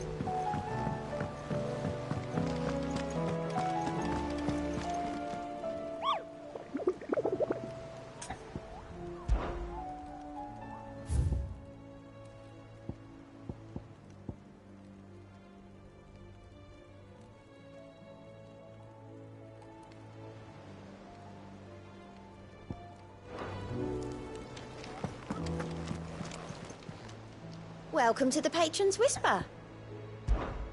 Come to claim your just desserts?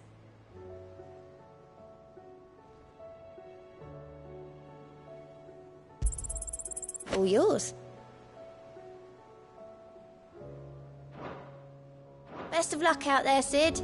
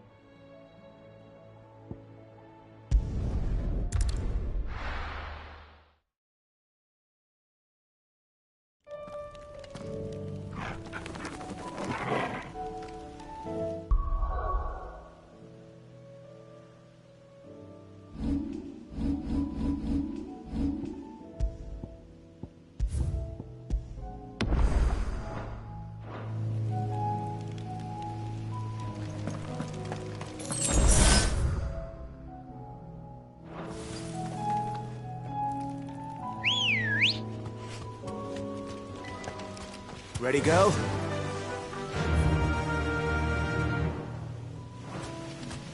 Yeah!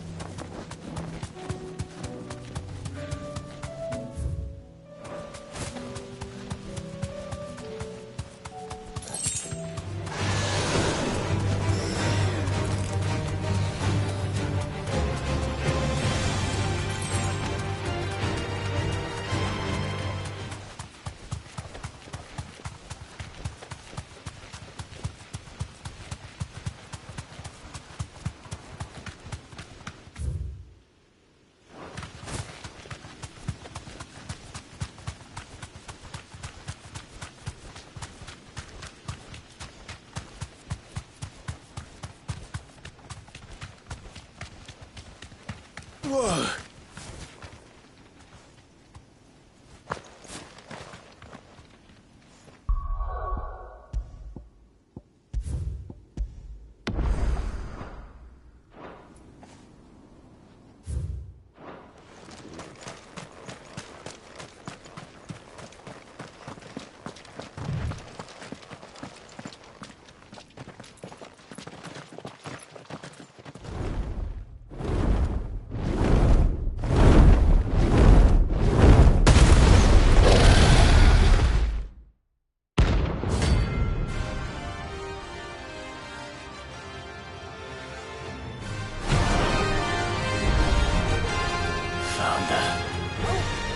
This beast isn't to be trifled with.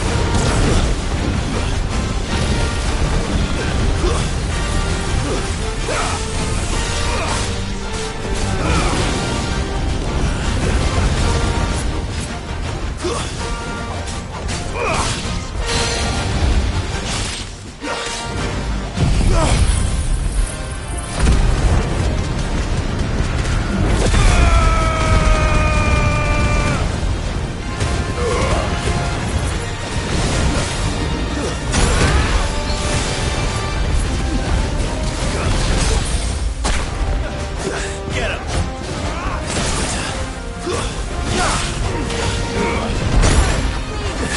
Let's roll ready.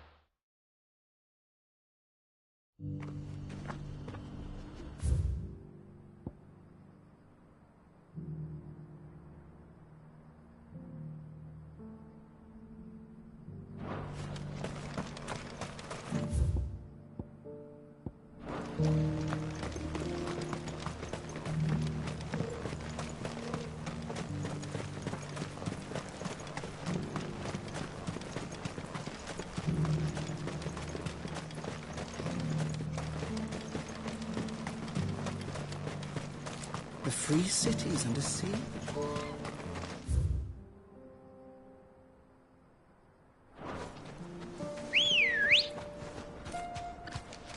Come on. Faster!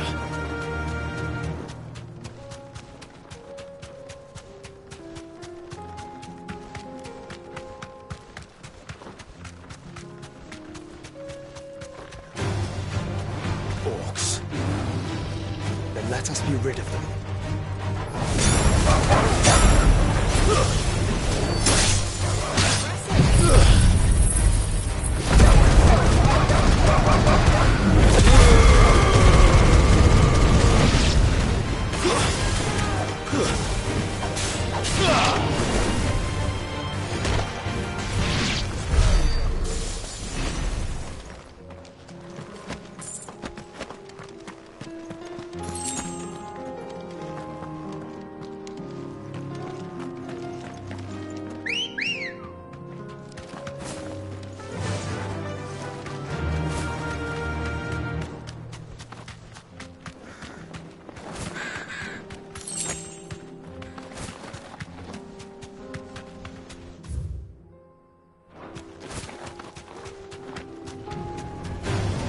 This might take a while.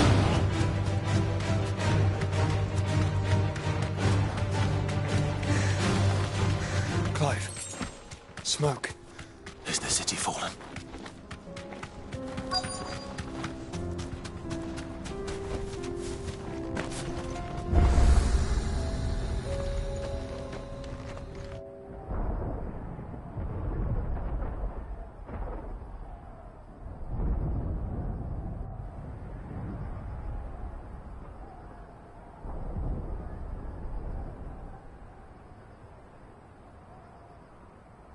The free men are still holding their own, then. Do we have any idea where Gav and the others might be? There's a warehouse near the docks where we agreed to meet if there was any trouble. We should hurry.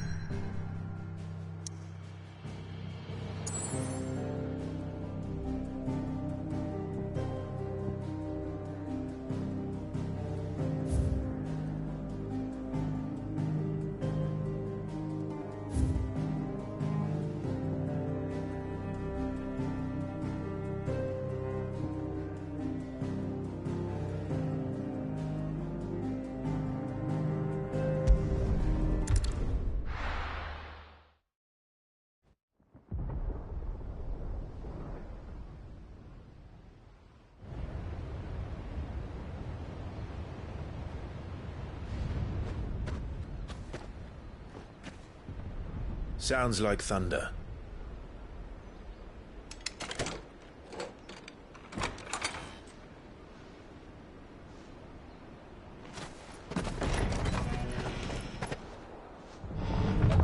You're late.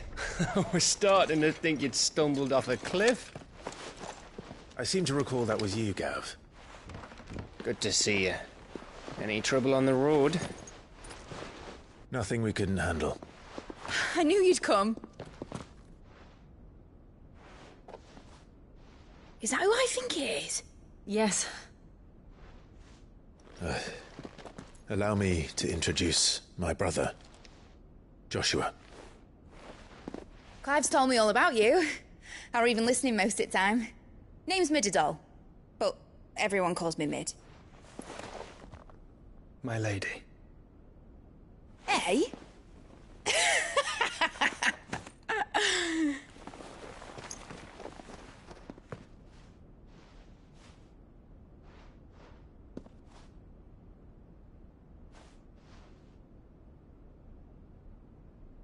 My boy.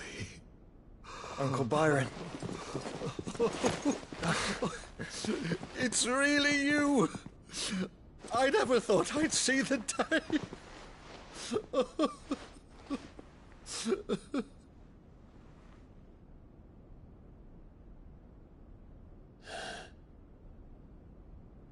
So these Akashic are being controlled?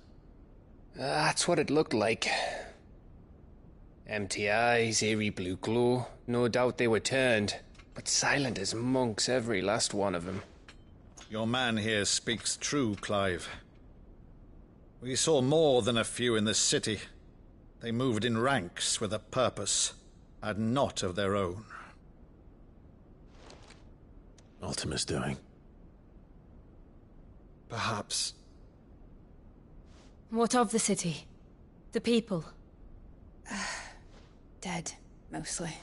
Mostly, but not all. A handful managed to lock themselves in their villas before the Horde arrived.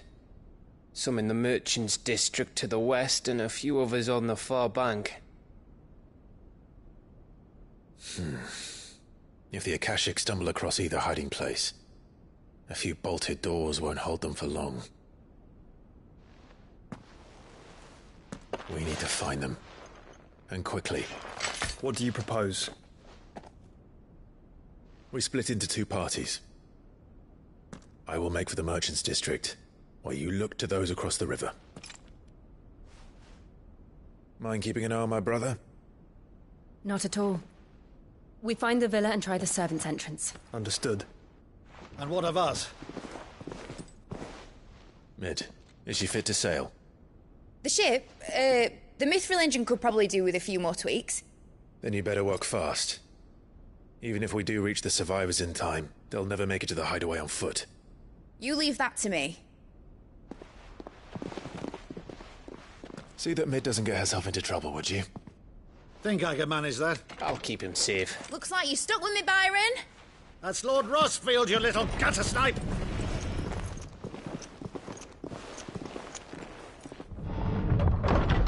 Shall we then? And you keep Clive safe. Be careful. Both of you. You too.